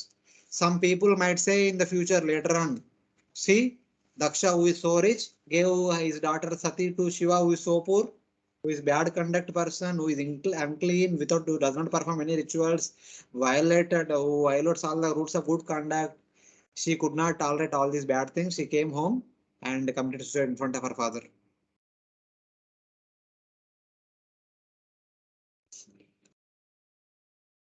Like that, people blame also. So in order to remove that blemish from the point of Lord Shiva, now she is going to speak. Navedavada nanuvartate mati swayeva loke ramato mahamune yatagatir deva manushyayo prutak swayeva dharmena param kshipetat sthita. Better to execute one's own Krishna duty than to criticize others. Elevated transcendentalists may sometimes follow the regulations of the Vedas, since they do not need to follow them, just as the demigods travel in space where is already in charge of the service. When Daksha said that, what kind of personality is this Shiva? He does not even follow any rules and regulations that all of us perform. Daksha is saying that I am performing yajna after yajna. He does not even perform one yajna. I am performing Sandhya rites. He does not even perform Sandhya rites. I am a householder taking care of my wife and children by constructing big palatial building and providing them good clothes, good jewelry, good ornaments and good food, everything. He is living in crematorium. No, not even hut he has. He is wearing himself the crematorium ashes. He is decorating himself with the crematorium ashes. He is wearing the skulls. His garlands are the skulls. His clothes are the torn clothes are the animal flesh. He is not even performing Grusa Dharma, Varna Dharma, Ashrama Dharma. What kind of person is he? Like that, Daksha said. Any other person might echo with that. Yeah, yes, right. Marriage होने के बाद कुछ देखभाल तो करना पड़ेगा पति का, पत्नी का, पति का. तो नहीं करेगा तो कितना दिन जिएगा, कितना दिन सहन करेगा, एक दिन तो छोड़ेगा. She is doing that same thing. Like that some say. In order to counter that, now she is telling that the mind of the great sage, enjoying in the self, does not follow the rules of the scripture. Navedavadan anuvartate. Swaeva loke ramanto. Since he is beyond those rules, just as the path of the devatas is different from that of the humans. Atma Ramascha Muniyo Nirgranta api urukrame. Atma Ramascha Muniyo. Among the Munis, the Atma Ramas will never follow the rules and regulations of Vedic literature. Because they are beyond rules and regulations of Vedic literature. तो उनके लिए जरूरत नहीं सब. Shiva is one such personality. Lord Shiva is neither Grihastha nor Vanaprastha nor Sannyasi. You don't have to follow the rules and regulations of Grihastha Dharma, Vanaprastha Dharma, Sannyas Dharma as per Vedic rules and regulations. He is a Atma Rama category person. You don't have to follow. The example is that the rules and regulations that humans follow, Devatas don't follow. Similarly, the rules and regulations meant for Devatas, Lord Shiva don't follow. Lord Shiva is beyond Devatas, he is the Atma Rama category. So like that. Therefore, situated in one's own dharma, one should not criticize the dharma of others. That is the rule. So, my dear Daksha, you are the Grihastha, you are the Brahmana, you have certain rules and regulations. You follow. Lord Shiva is beyond Varnashrama Dharma. And you are criticizing him, expecting that he is also supposed to follow like you. Just because he married, he has to be like you.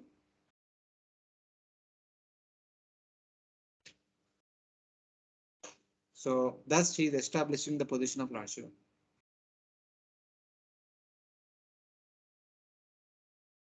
Ordinary people cannot understand this.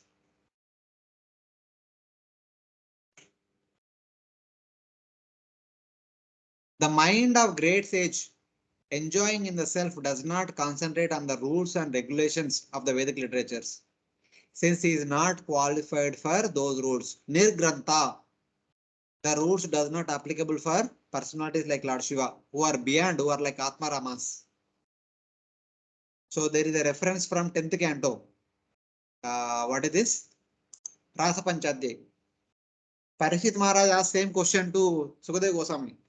My dear Guru Maharaj, what is this? If Krishna, who comes to this material world in order to establish the principles of Dharma, if he is dancing with other men's wives, so is it not wrong? Will the people do not blame Krishna? Or people will follow like him in the future? Then Sukadeva Goswami says that, my dear Lord, when these great persons who are free from false ego act piously in this world, they have no selfish motives to fulfill. And even when they act in apparent condition to the laws of piety, they are not subject to reactions. So this verse is spoken keeping in the mind the devatas. One side human beings, other side devatas. When the great persons such as devatas, who are free from false ego and act piously in this world, they have no selfish motives to fulfill. And even when they act in apparent contradiction to the laws of piety, they are not subject to sinful reactions. Then Sukadeva Goswami says in the next verse, this is from 10th canto, 33rd chapter, verse number 32 and 35. He says that material activities never entangle the devotees of the Supreme Lord, who are fully satisfied by serving the dust of his lotus feet. Nor do material activities entangle those intelligent sages who have freed themselves from the bondage of all fruitive reactions by the power of yoga. So, how could there be any question of bondage for the Lord himself? Even the devotees, even the great yogis and great sages are not subjected to so-called bondage. Then what to speak of the Lord himself, who assumes his transcendental forms according to his own sweet will? Even the great devatas are like fire. They can consume anything. Then what to speak of the Supreme Lord? So they are not at fault. Lord Krishna, personalities like Lord Krishna does not perform any such activities for their own happiness. They perform all these activities for the happiness of others, for the happiness of the receiver. Lord Krishna danced with the gopis because gopis wanted to dance with Krishna. In order to please them, he danced with them, not for his own pleasure. Otherwise, Krishna is Atma Rama. So something like that. It has been established. Same way, since Lord Shiva is Atma Rama, he has nothing to do in this world. No rules and regulations need to be followed by him. So, since you are a grosa, just because he married, you are expecting him to be like you. That is improper from you. That shows your immaturity. So like that. The path of the conditioned and liberation persons are different, just as the paths of devatas and men are different. So in the material world, the grosas have certain duties and responsibilities. The vanaprastha and sannyasis have certain rules and responsibilities. Attached people and detached people, they have different rules and regulations. So if Sati says that you are attached, my husband is detached, then Daksha might say that, okay, I am attached, I am performing other duties. If your husband is detached, at least let him do the sannyasi duties or vanaprastha duties. Even he is not doing that also. If he is completely detached, why is still keeping you with him? He should have given you up. Let him perform vanaprastha sannyasi duties. Why is not doing that also? Therefore, situated in one's dharma, one should not criticize others' path. This is the rule.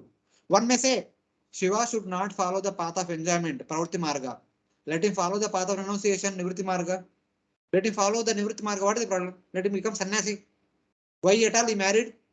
If he's not interested in constructing a home, taking care of his wife, providing good food, good clothes, good appliances, why did he marry at all? He could have continued as an Nishka Brahmachari.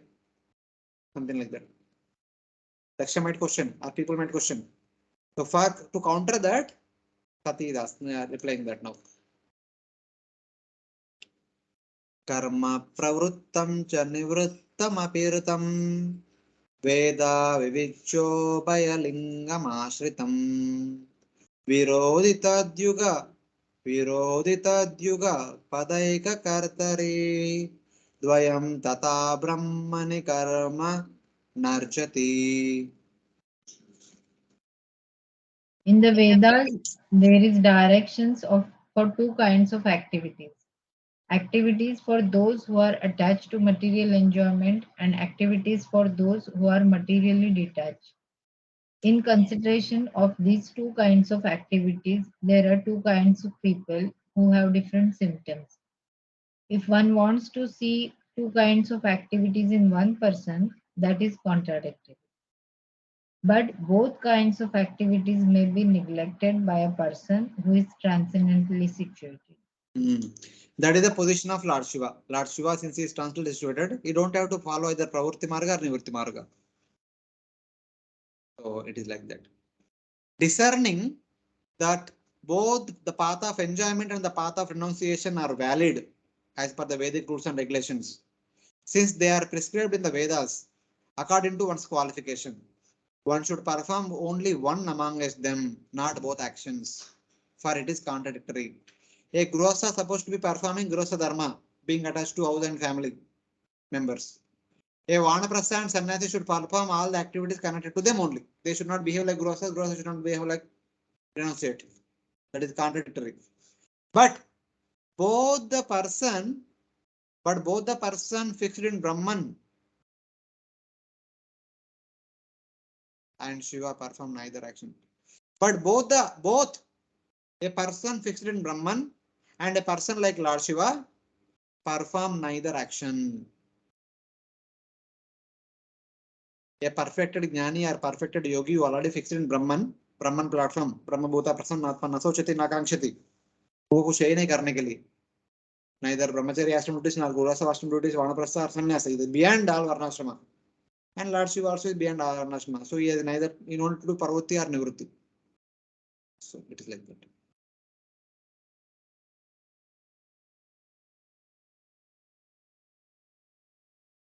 Lord Shiva should not follow the path of enjoyment.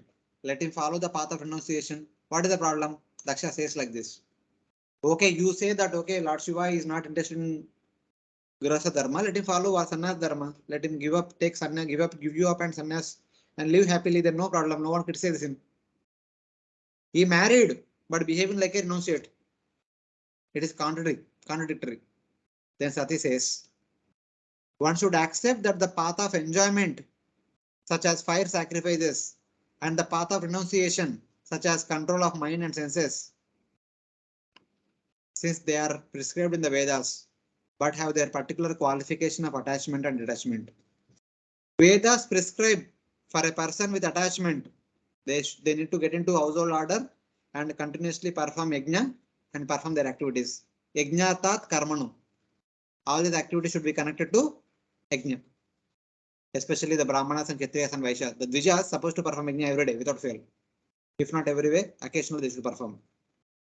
And if they are detached from that such kind of household activities, they should be in the Vanaprastha or Sannyas order and controlling their mind and senses completely.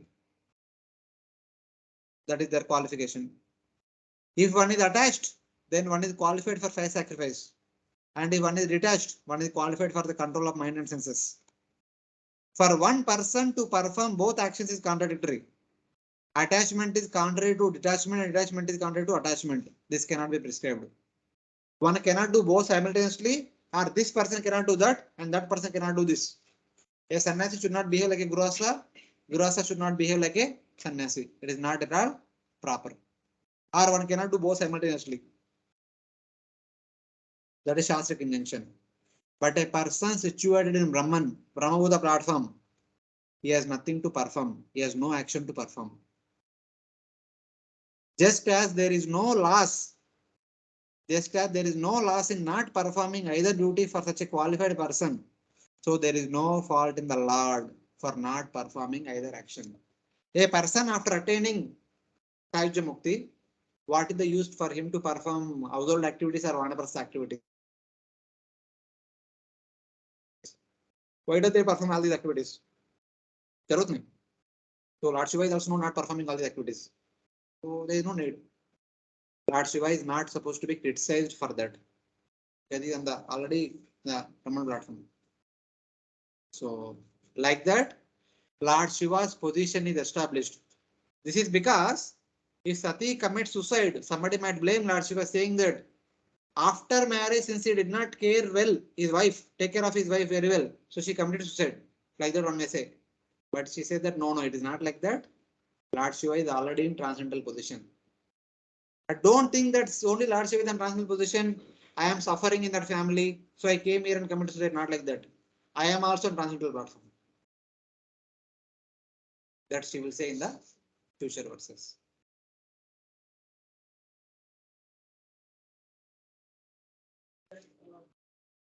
Grahastha have to perform sacrifice. So Brahmana they have to, occasionally at least. At least yes. So as not being a Brahmana. Yeah, Grahasthas. So you mentioned like those figures which were mentioned. Now, Brahmana, Kshatriya, Vaishya, because they go through Dvijatva, they will perform Yajna. So what kind of? Yajna means performing samskara. Any samskara that we perform should be accompanied with Yajna. Birth ceremony, name giving ceremony, Namakarana ceremony, Aksharabhyas ceremony, Upanayana ceremony, Vidyaramba, Vidyabhyasa, graduation ceremony, Vivaha samskara. All these samskaras are supposed to be accompanied with Yajna. वही problem है ना, हमारा सब उल्टा चल रहा है. In yajna we lit fire and pour ghee more and more so that the fire will increase. In all our nowadays, in all our ceremonies, cake is being cut. Not only birthday, any other ceremony, cake is being cut. I'm talking about the modern aspects of the celebrations also. That also people. But as I say for instance, when my child was born, okay, when we did Naam Samskar, we did officially proper call Brahmanas. Yajna should have been performed. Yeah, that fire sacrifice didn't happen. It should happen. Because it was not told to us. It was not Brahman. Generally, Brahmanas make sure that they perform, others don't perform, but better to, that is also part of that. Even in our temple also, for every appearance day of the Lord, Yajna is performed. Yajna is one of the integral part of any samskara. Without Yajna, at least from the Vedic point of view, samskara does not become complete. Tell you, in ours, this modern society, twice only it happens. The first one is Vivaha Samskar. That time hota hai, barabar hota hai. At least in your case it is happening. Many cases don't happen also. In the proper marriage mandap, they don't do Yajna also. Yeah. मंडप में यज्ञ नहीं करे तो मंडप लेगी ना मतलब. सबको invite करने के लिए. Some places, if not everywhere, but some places they don't perform. They might perform some outside, but at least some places they don't do. Because nowadays, na, jaldi. It is like that. What is the second time? One is marriage. Yeah, that time they are performing. But actually, for every samskara, Shoda samskara, na, Yajna should be done. Without Yajna, even 10th canto, if you read, for every small thing, Mother Yashoda calls all the ladies, Nanda Maharaj calls all the Brahmanas, they perform Yajna and chanting mantras. Yajna karo, chant mantras. Yajna karo, chant mantras. In one sense, they are Vaishyas. They are doing all these things. That's what I asked because you mentioned that every time we should perform sacrifice. So at least from the point of view of Gaudiya Vaishnavas, if not fire Yajna, at least Sankirtan Yajna we should perform. What? Sankirtan Yajna should be performed. So that is all inclusive. That includes fire Yajna also. That is much more than fire Yajna, which also includes fire Yajna. So like that, it should be done. Otherwise, I'm just see nowadays now any small occasion in the home, they get a cake and they blow off the cake. Opposite to Yajna. Opposite to Yajna. So it's like that. At least in the past, when some guests used to go to relatives, they would take fruits. Nowadays, they are taking cake. Because cakes are easily available than fruits. So in that way, and it is looks attractive also. Yes, smart. We make fruit cake. So it's like that. Hare Krishna, devotees online. Any questions? Able to follow? Prabhuji, most of the discussion we only hear your voice, so whatever you speak, we try to understand from that. Okay. Thank you. Prabhuji, it's a request like from next time, if it is possible that one mic can be arranged, it will be really great help for at least those who are online. I'm myself not using. I mean, my sincere request to you that you please sit close by. Don't sit that far. नहीं होगा ऐसा. So here Prabhuji is saying that online बंद करो. And I'm saying not, it will not be possible. Devotees have their own priorities. So we need to continue for some more time. Okay, Mataji will try to improve some way because adding mic will be difficult because I also have to put one mic for me, one more mic for them, and it No, involves. Prabhuji, for you it is okay because you are in front of the system, no, so your voice comes perfect, no problem. Only thing because they are at a distance, no, so that is why वो echo भी आता है और वो मतलब merge हो जाता है, आवाज कुछ आता ही नहीं है ठीक से. Yeah, समझ गया because keeping mic will be may not be easy. So mic means we need to put amplifier also, we need to mixer also, both the voice to mix. So many things are there in that. Okay, we'll continue. So here Sati is saying that don't think that Lord Shiva alone in transcendental platform. I am also in transcendental platform. She says that it is my misfortune that I, with the greatest wealth and good conduct, have a daughter who is living in the house of a lowly beggar. Daksha is saying that it is my misfortune that I, with the greatest wealth and good conduct, have a daughter who is living in the house of a lowly beggar. Since you are the ocean of good qualities and crest jewel of purity, you should not tolerate Shiva's bad behavior. Like that, Daksha speaks to Lord Sati, for which Sati rebukes her father. Sati says that, I mean, when Daksha thinks that I have good qualities, I am the greatest, and I have given my daughter to a lowly beggar, and since you are the ocean of good qualities, you don't have to tolerate Shiva's bad behavior. You can come home and stay with me, something like that.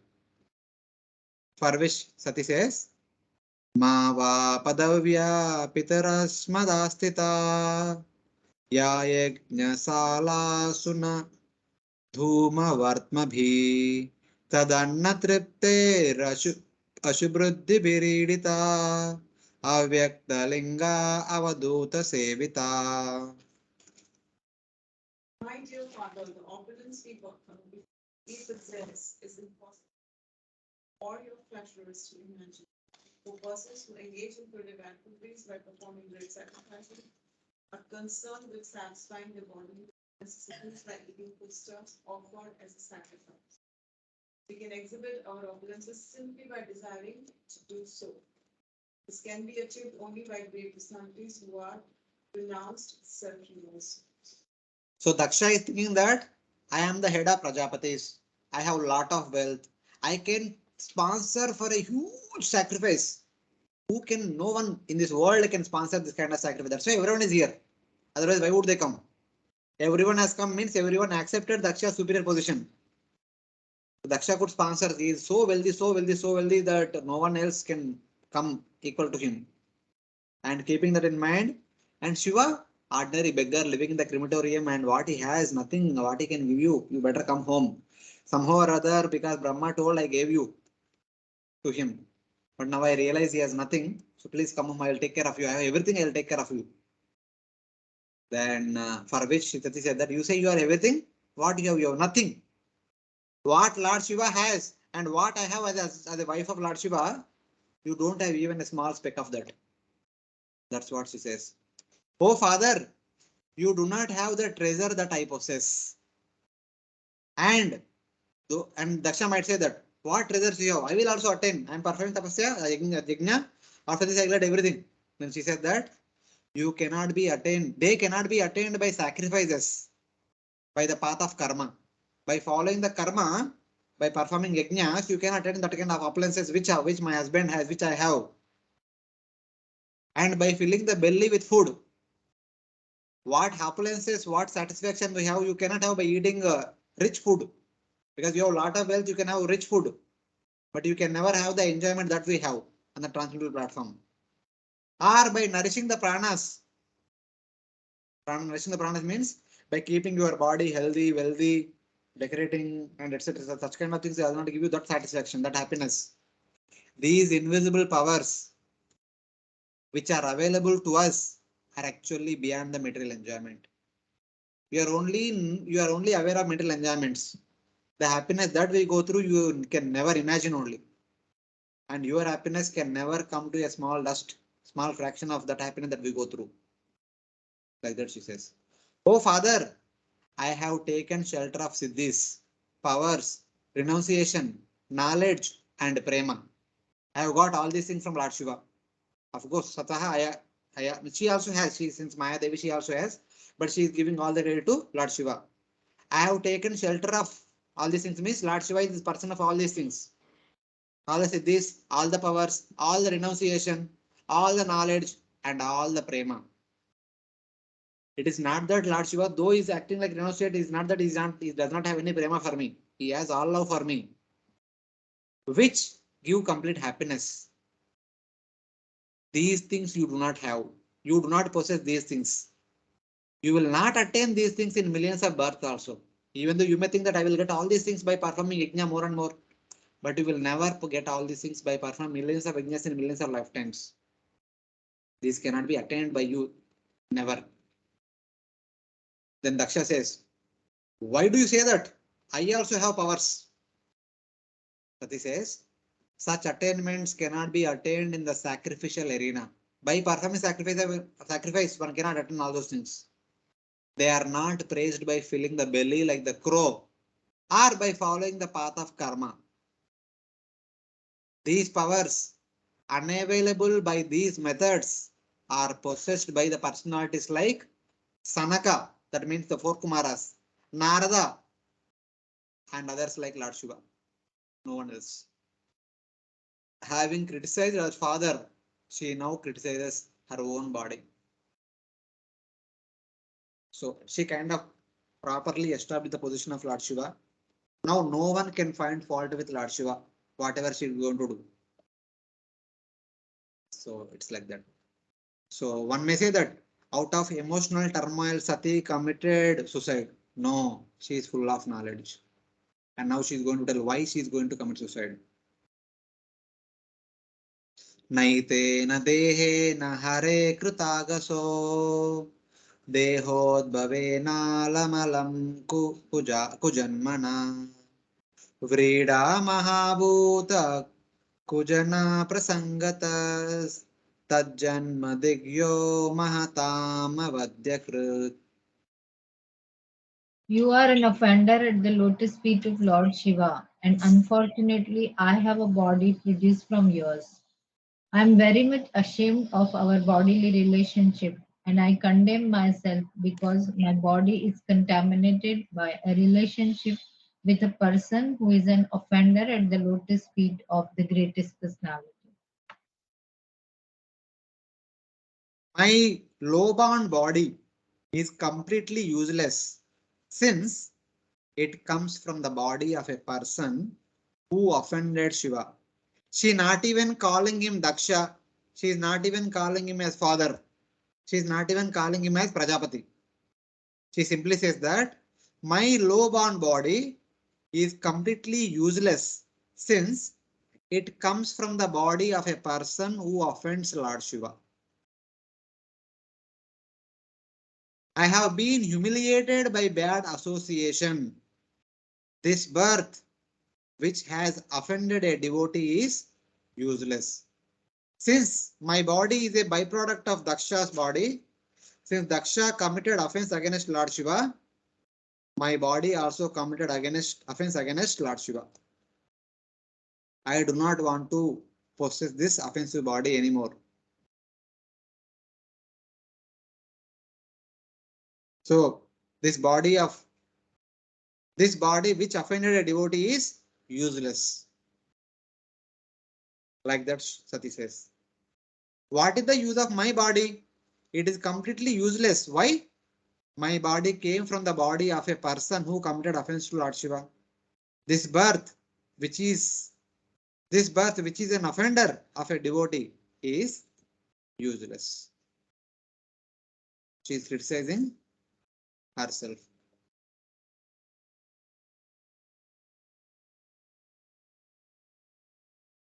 Now she gives the final reason why she does not want to keep that body anymore. So one may say that, okay, no problem anyway, forget about all these things, forgive Daksha and forget all these things and go home and stay happily with Shiva. for the sake of Shiva. One may say that if you give up the body, Lord Shiva will be troubled. He will be in misery afterwards later on.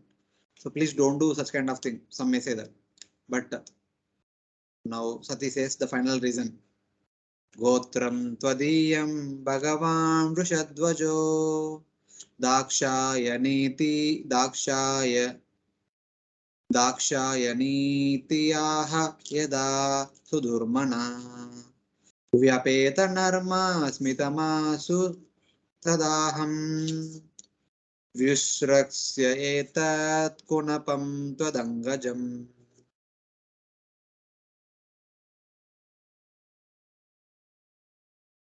Yeah, someone read the translation. Because of our family relationship, when Lord Shiva addresses me as Dakshayani, I at once become morose and my jolliness and my smile at once disappear. I feel very much sorry that my body, which is just like a bag, has been produced by you. I shall therefore give it up. So she says that if I go home, if I go back to home, eventually one day, one fine day, if Lord Shiva, whenever Lord Shiva mentioned my relationship to you by calling me as the daughter of Daksha, Dakshayani, I immediately become depressed and lose my charming smile. I don't know whether should I smile at my husband because he called me, or should I lament that he addressed me as the daughter of Daksha. I shall give up this body born from you, which is like a corpse, living dead. I don't want to retain any more connection with you. Since you are grossly offensive towards Lord Shiva, any connection with you makes me part of that offense. So I don't want to offend Lord Shiva anymore.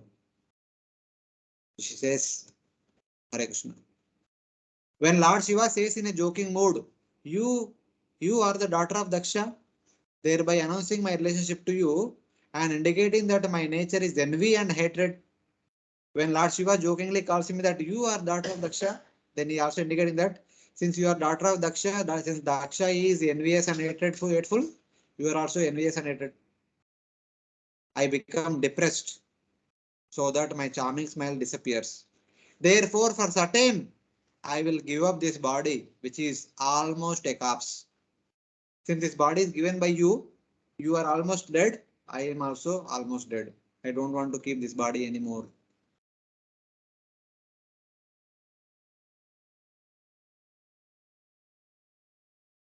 So like that, Sati gave so many arguments establishing Lord Shiva's superior position, transcendental position, and defeating all the various arguments of Daksha.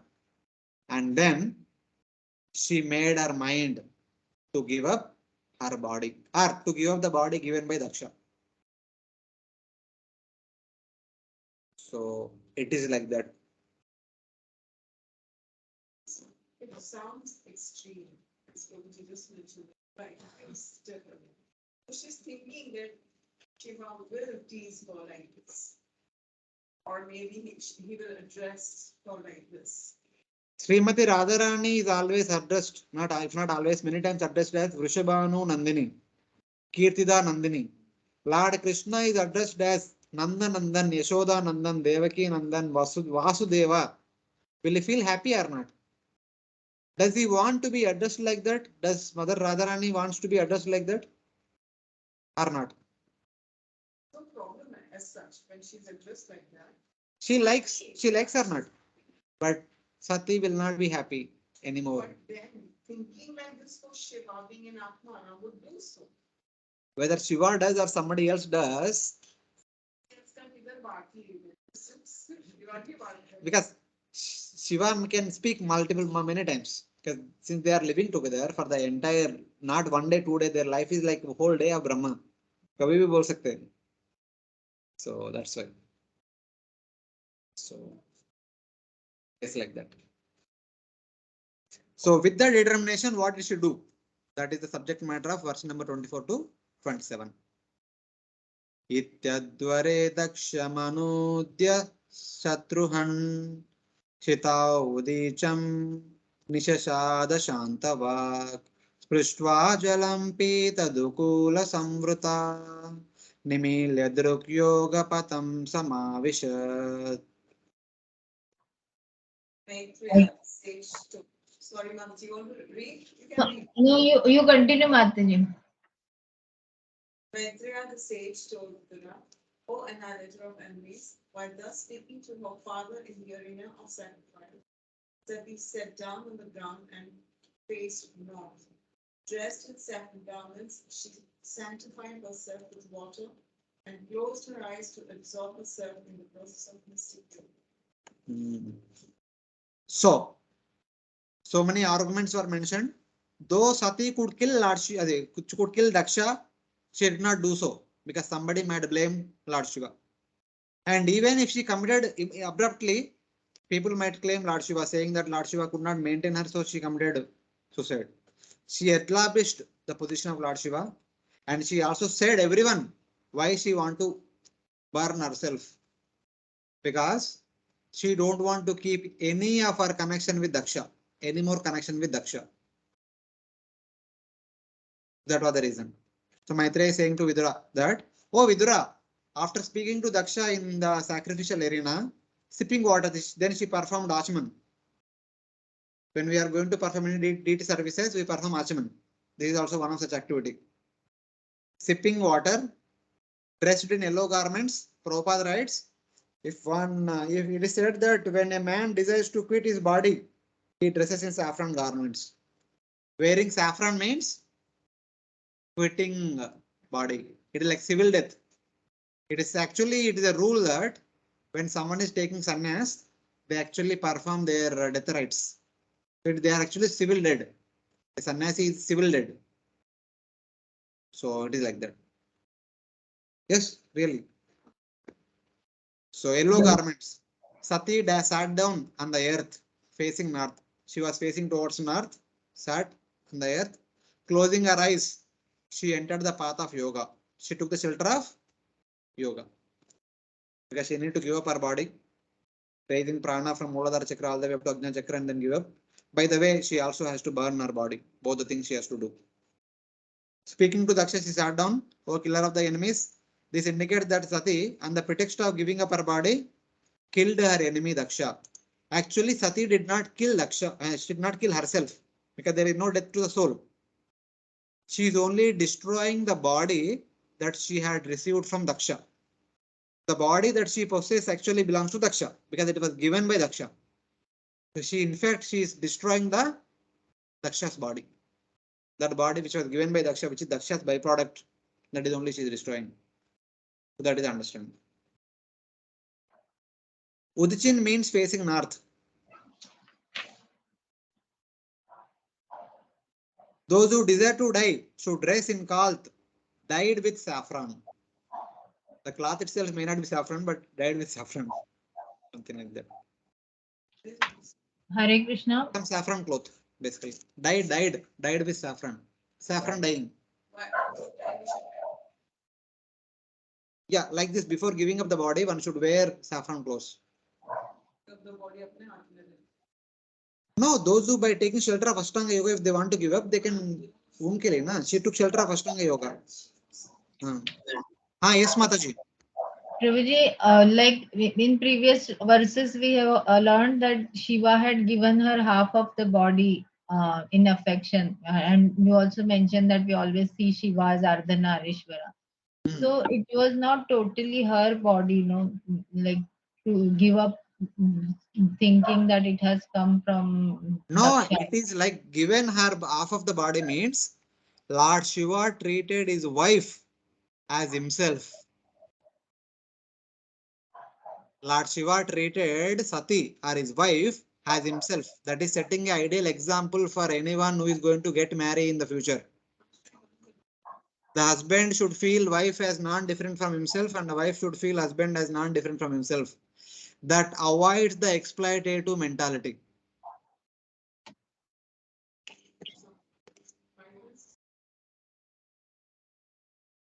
So that is my understanding. So, like when we see the picture of Ardhanarishwara, how we understand it that then? That is concept. The concept is like that. See, it is like that. The wife and husband is there. If the husband gets fever, the wife feels like she herself got fever. She does everything for the recuperation of the husband.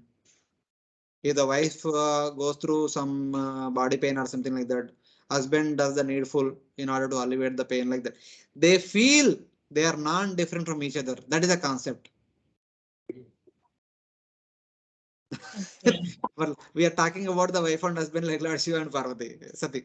In that sense, ideal. Yeah, they are setting example for us to follow, for people to follow.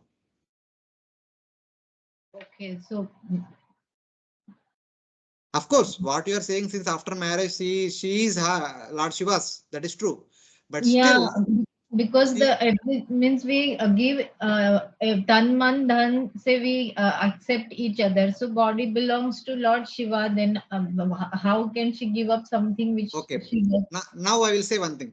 If she had felt like that, she would have stayed back at Lord Shiva's home only.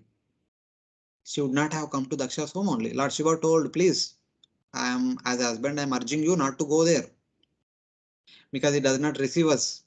But we saw na she wanted to establish Lord Shiva's supremacy. See, that is Tattva, Mataji. That is when everything failed, she did that. She did not come here to establish Tattva. Okay. She had come here thinking that, okay, my father loves me so much. I am his daughter, he is my father, he loves me. I am the most favorite daughter of the 16 daughters. That's how she came here. When all that failed, now she is establishing Lord Shiva's superiority. That is Rasa, this is Tattva. So Okay. because with respect to Shiva, she said, I am the daughter of Daksha, I want to see my father's sacrifice, I am going. Now she cannot go back. Now if she goes back, so yes, my dear Dakshani, what happened? Everything is well? तो शिवा नहीं करेंगे And I say गया ना उधर से.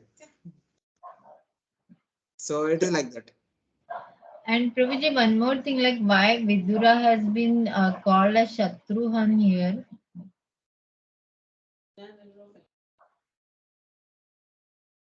We will see why he is called Shatru and maybe it comes. Okay. It is came in the previous one only. Shatruhan.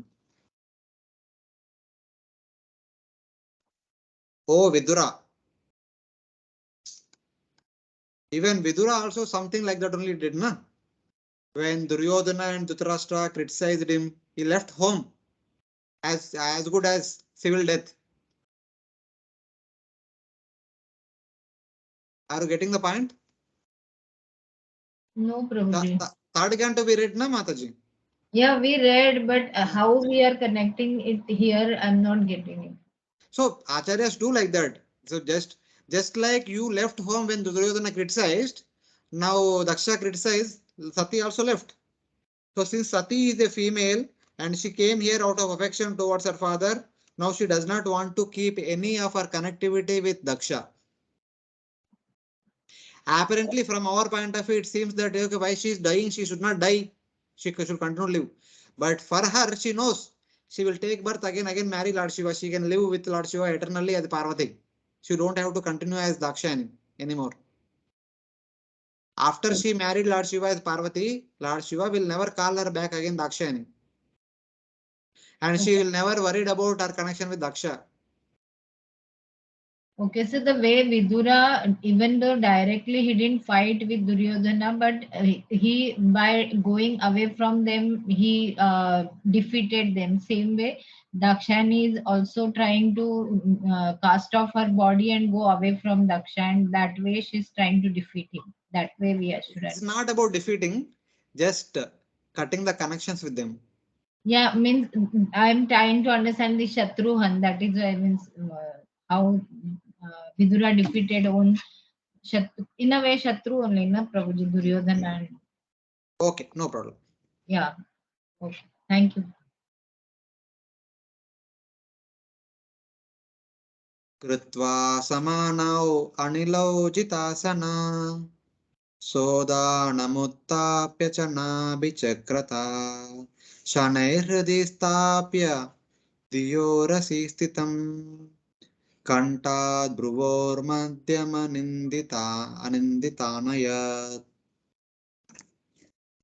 First of all, she sat in the required sitting posture, and then she carried the live hair upwards and placed it in the position of equilibrium near the navel. Then she raised her live hair mixed with intelligence, so the heart, and then gradually towards the pulmonary passage, and from there to between her eyebrows. So following Shashakra Yoga, she raised prana from the Muladhara Chakra to Agnya Chakra. That is what is being indicated in this verse and next verse. With proper asana, pure Sati merged the prana and apana into one, and with the samana air at the navel chakra, and then raised it to the with the udana from the navel chakra from udana from the navel chakra, and fixed it in the heart with the intelligence. Fixed it at the throat. She slowly led it to the center of the eyebrows. From Muladhara chakra to I don't know the 6 names. What are they are called as? So from Muladhara chakra, she brought to the navel portion. That is where Samana air is there. The navel chakra, and from there it raised to heart. Udana, where Udana is there, and from there it brought to the throat, and from there it brought to the forehead. From there it brought to the eyebrows, center of the eyebrows. That is forehead.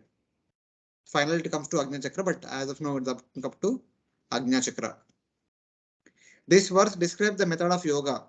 The two airs, prana, which moves upwards, and apana, which moves downwards, become one with samana by control at the navel chakra. Raising it with the udana air, one should establish it with intelligence in the heart. So at one position of our body, one element becomes prominent. So in that way, below the navel, apana vayu is proper in action. Above the navel, prana vayu is in action, breathing air, and in the navel portion, samana vayu is in action. And then in the heart region, udana vayu is in action. In the throat region, some other vayu, like one after the other, they become activated in different places in our body. Some information is there. I just took it from some of the slides which I had. So the 6 chakras are given here. The first one is Muladhara chakra. Second one is Swadhisthana chakra. Then Manipuraka chakra, Anahata chakra, Vishuddha chakra, Agya chakra. Up to Agnya chakra, she brought it up. So Kshipta means agitated. Mind unable to think, listen, or keep quiet. It is like a monkey jumping up and down, up and down. So these are like consciousness. When chakras are not in proper state, when our mind is agitated, so we are like monkey jumping here and there. And little bit better is muda, kind of dream state. In this state, no information seems to reach the brain. A person might be holding the key yet still asks, where is the key? Where is the key? Inattentive. Then little bit better consciousness is vikshipta, trying to concentrate. Here the mind receives information but seems unable to process it. The mind oscillates in confusion. I want to do everything, but I can't do everything. Should I do this or should I do that? Confusing state. Vikshipta. And next one is ekagra, able to concentrate. In this state, the mind is relaxed but not sleepy. The person is ready to focus and pay attention, which is a prerequisite to meditation. A good yoga class can bring the mind into this state of relaxed attention. We need to be in ekagra state, then only we can perform yoga. And nirodha, conquered samadhi state. Here the mind is not distracted by random thoughts, but is fully absorbed in the object of focus. Normally mind is like monkey, always agitated. In the nirodha state, it is conquered or it is completely in samadhi, almost destroyed. This can occur in meditation or when a person is fully engaged in something. So now Sati is in the nirodha platform. So with that, she could raise all the pranas all the way up to Agnya Chakra, up to the forehead. Then what should you do? Evam swadeham mamata mahiyasa muhu samaropitamankamadarat jihasati daksha rusha manaswini dadaragaatreshu anilagni dharanam. Thus, in order to give up her body, which had been so respectfully and affectionately seated on the lap of Lord Shiva, who is worshipped by great sages and saints, Sati, due to anger towards her father, began to meditate on the fiery air within the body. Having raised prana all the way up to Ajna Chakra, desiring to give up her body, which Shiva, worshipped by great souls, put on his lap repeatedly with great respect. Sati, with anger directed to Daksha, with controlled mind, began to meditate on fire and air in her limbs. After raising all the pranas all the way up to Ajna Chakra, very soon she can bring it to Muladhara Chakra, not Muladhara, what was this called? Sahasrara Chakra. So from there she can get out of the body. Before that, she invoked fire and air element so that the body can be burnt. So she just invoked the fire element and air element so that both together can lit the body. Then the verse says, Tatasvabartur charanambujasavam Jagadguroschintayati na chaparam Dadarsha deho atakalmashasati Sadhya prajajwala samadhi jagignina.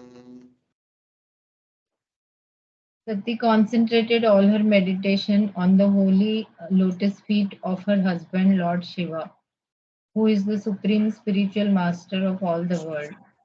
Thus she became completely cleansed of all taints of sin and quit her body in a blazing fire by meditation on the fiery elements. Yeah. Thereafter, meditating on the sweet lotus feet of her husband, Chintayati Swa Bhartus Charana Ambuja Asavam. Asavam is nectar or honey. The honey of the lotus feet of her own husband, Chintayati, meditating upon. Who is Lord Shiva? The Guru of the entire universe, Jagat Guru. She did not see anything else. Her body, whose identity as Daksha's daughter, was destroyed by the fire of Samadhi, suddenly lit up in a flash. So meditating on Lord Shiva, she gave up the body. The instant when she came out of the body, immediately as a flash, the entire body burnt and disappeared. Everything happened within a flash. She meditated on the sweetness of his lotus feet. Thinking only of those feet, she did not see anything else. By the fire of Samadhi, her sin, her identity as the daughter of Daksha, was destroyed. That body which since destroyed, then shone brightly. It did this suddenly in a moment and not at the next moment, like lighting which flashes and then disappears. Because she possesses Maya Shakti and okay, before that. See, it is like the lightning stroke. In the sky, in the rainy season, we see lightning stroke comes, it stays for a while and disappears. Like that, as soon as Sati disappeared from the body, the whole body burnt within 1 or 2 seconds. Then the entire body disappeared. The fire disappeared, fire body also disappeared. Everything happened instantly. How? Somebody might ask question, body means body. It will take some time to get burnt. जितना भी fire invoke करो, वो थोड़ा 10 second 15 second तो होगा. ऐसा 1-2 second में कैसे होगा? The reason is because she possesses Maya Shakti and the form of Maya is eternal. One should not say that the body was destroyed because of things made of Maya are temporary. So here the tattva is being spoken again. So how can you say that she burnt her body? She herself is Maya Devi. How can she call fire element and fire element is called if her body is material body, she should burn longer time. How can it happen all these things simultaneously? So apparently it seems to be externally like she burnt herself, but actually she disappeared. She made her body disintegrated. Even though there is burning, it happened instantly. Like a lightning stroke came and it burnt everything. Something like that. Her potency is described here. So something like that. Everything happened instantly. Sadhya. Sadhya means instantly. Praja, Jwala, Samadhi, Agnina. By the fire of meditation, everything happened instantly. The fire came and disappeared within one instant. So it's like that. So Sati kind of become freed from her connection with Daksha now.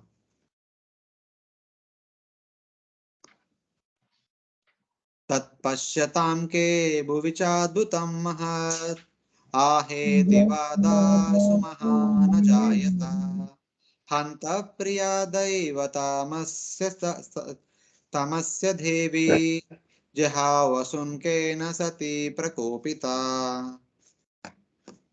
When Sati annihilated her body in anger, there was a tumultuous roar all over the universe. Why had Sati, the wife of the most respectable demigod Lord Shiva, quit her body in such a manner? Aha! Saying aha, a great cry arose in that sacrificial arena from those in the sky and on the earth who saw Sati burn up. Sati, dear to best of the Devatas, Shiva, has given up her life because of her anger at Daksha. So everyone in the sacrificial arena and everyone in the heavenly planets, whoever could see this thing, they all crying loudly saying, aha, aha, what happened, what happened, what happened, like that. Hare Then, Krishna. yes, Madhuj.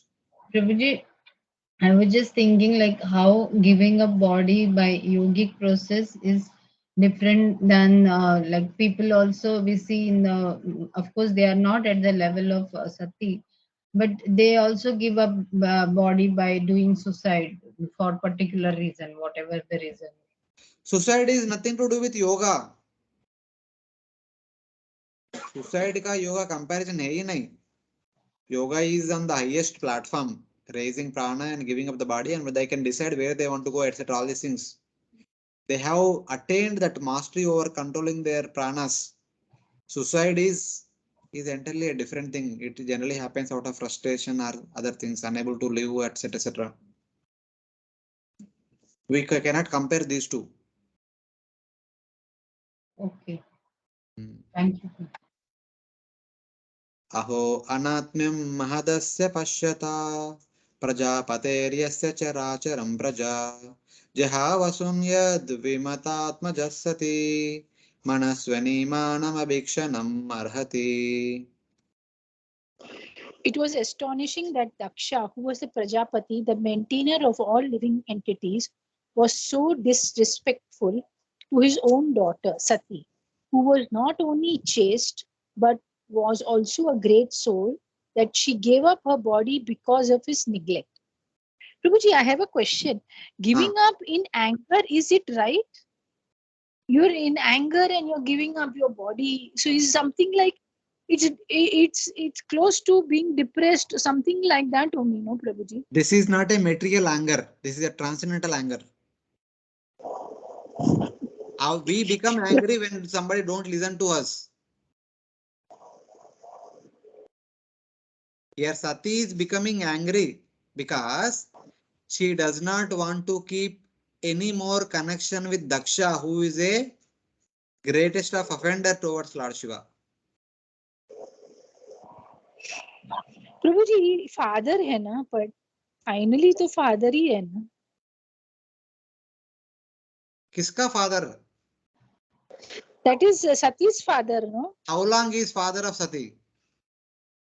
Yeah, until she lives, that I agree. Then ho gaya na, kaam khatam. See, you are still speaking on the bodily platform. She also knows that he is my father, but she does not want to keep any more connection with the Daksha because Daksha is hating Lord Shiva. She is not criticizing Daksha not because Shiva is my husband. She is criticizing Daksha because Shiva is Deva Deva, Mahadeva. Hare Krishna, Prabhuji, one more thing I wanted to ask, like when Sanatan Goswami wanted to do suicide, Chaitanya Mahaprabhu had chastised him that you can't do that because this body does not belong to you. It belongs to me and I want to get certain things done from it. So how can you end it up in between? So Why he wanted to commit suicide?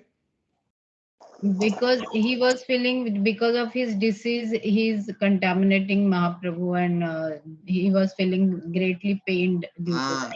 For Lord's satisfaction he want to kill, not for his own happiness. Okay. I am causing because of my bad condition, I am causing Lord's body getting touched by all these pus, etc. So I don't want to cause trouble to Lord. So I want to give up my body. Like that he thought. It is not out of frustration, out of anger, or out of anything else. He does not see that Lord being touched by the pus and etc. Okay. Yeah.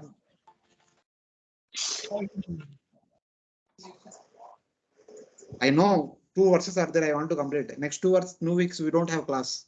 So afterwards you can write exam. So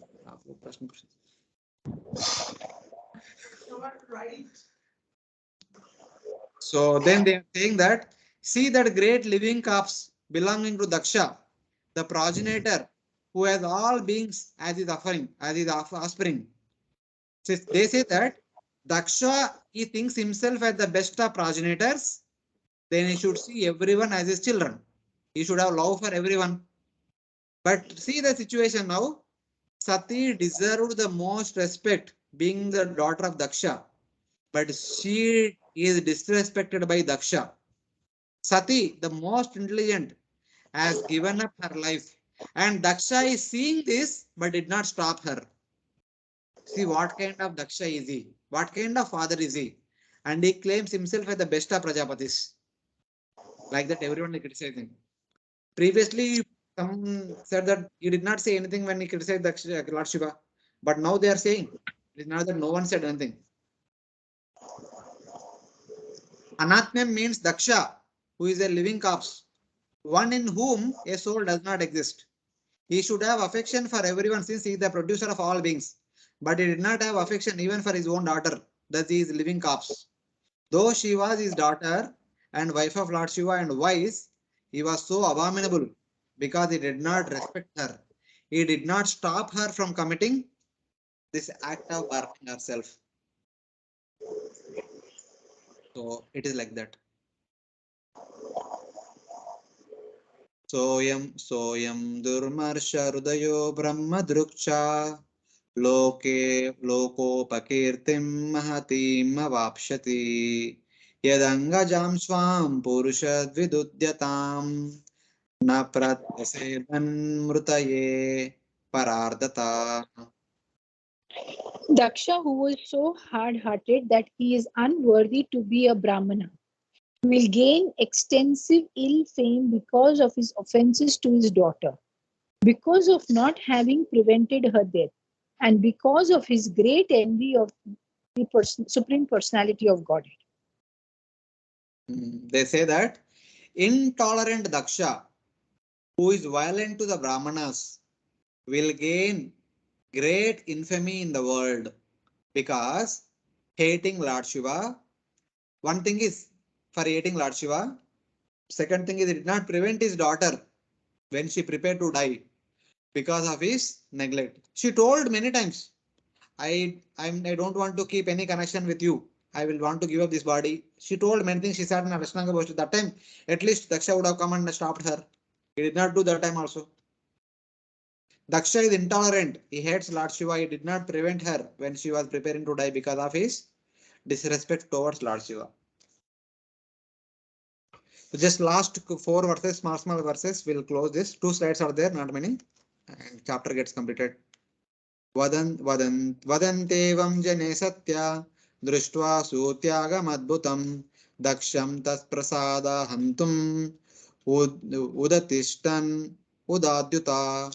I will only read the translation, you don't worry. While people were talking in this way, the attendants of Lord Shiva, seeing Sati's astonishing death, stood up with their raised weapons to kill Daksha. So Lord Shiva's followers who came there accompanying Sati, previously when they wanted to kill Daksha, Sati stopped them. Now Sati herself is not there. So who can stop them? They stood up with their raised weapons to kill Daksha and all the followers of Daksha. That time, in order to protect all the Brahmanas, Bhugu did something. Tesham apatatam vegam nishamya bhagavan rugu yajnagnena yajusha dakshinagno juhavatha. Seeing how swiftly they were approaching, powerful Bhrigu offered oblation the southern fire with hymns from Yajurveda to kill those who destroy sacrifices. Because understanding that they are going to kill Daksha and they are going to destroy the sacrifice, Bhrigu offered some oblation in the northern side of the southern side of the fire sacrifice, and he invoked the presence of some special devatas called Rubus to stop the followers of Lord Shiva. Advaryuna huyamane deva utpetu rojasa rubavo nama tapasa somam prapta sahasrasha. When Bhrigu offered them oblations, the Rubus who achieved Soma by austerity arrived quickly in the thousands. Then ter alatayudai sarve pramataha saha guhyaka hanyamana disho bejur ushadbhir brahma tejasa. Attacked with firebrands by the Rubus who were shining with the light of Brahman. All the ghosts and Guyakas, followers of Lord Shiva, fled in all directions. So this is what happened. So Brahmanas criticized Daksha that he did not respect Sati, he did not receive Sati, and he did not stop Sati from burning herself. So understanding what had happened, the Lord Shiva's followers suddenly got up and started attacking Daksha and others. In order to protect the Brahmanas, protect the sacrifice, Bhrigu invoked the Rubus, and Rubus came forward and stopped all these followers of Lord Shiva, defeated them and make them flee away from there. They go back and report to Lord Shiva what had happened, and Lord Shiva will create Veerabhadra. He will come here, destroy the sacrifice, defeat all the devatas, punish all the devatas and brahmanas, cut off the head of Daksha and offer it in the fire sacrifice. That will be discussed in the next chapter in the next class. Hare Krishna, thank you very much. Sorry for the Hare delay. Krishna. Hare Yes, Krishna, Prabhuji, 1 or 2 doubts are there. Can I ask? Yes. Prabhuji, Quickly. in 32nd verse, it says that Tesham apatatam vegam nishamya bhagavan Bhrigu. So whether that Bhagavan word has been used for Bhrigu Muni? Yeah, Bhagavan Bhrigu is Bhrigu, powerful personality. So any powerful personality also can be addressed by the word Aishwaryasya Bhagavan. Samagrasya Viryasya Yasasriya Jnana Vaikyagya Ucharva Sannambhagaitingana. One of these 6 appearances, whoever has, they will be called as Bhagavan. That's what we see many times in the Bhagavatam. Maitreya is also called as Bhagavan. Okay. Okay. And Prabhuji, in 25th verse, purport, Prabhupada 2 times he mentions that any transcendental process of spiritual realization automatically helps one to keep the body fit. For it is the spirit soul that keeps the body always fresh. So what it means exactly, like those who are That means the yogis, when they perform yoga for thousands of years, still their body does not deteriorate. If we don't take prasad even one meal in the morning or afternoon, we feel so much uncomfortable. But it is not like that, yogis. By the process of yoga, they can keep their body fit in proper order, like that. Okay, so means whatever the yogis follow, that is the proper process of spiritual realization. That is why that automatically helps them to keep the body fit. that Yes, way. yes, yes, yes. Okay. Okay. Hare Krishna. Thank you very much. We'll stop here for today. So Bye. next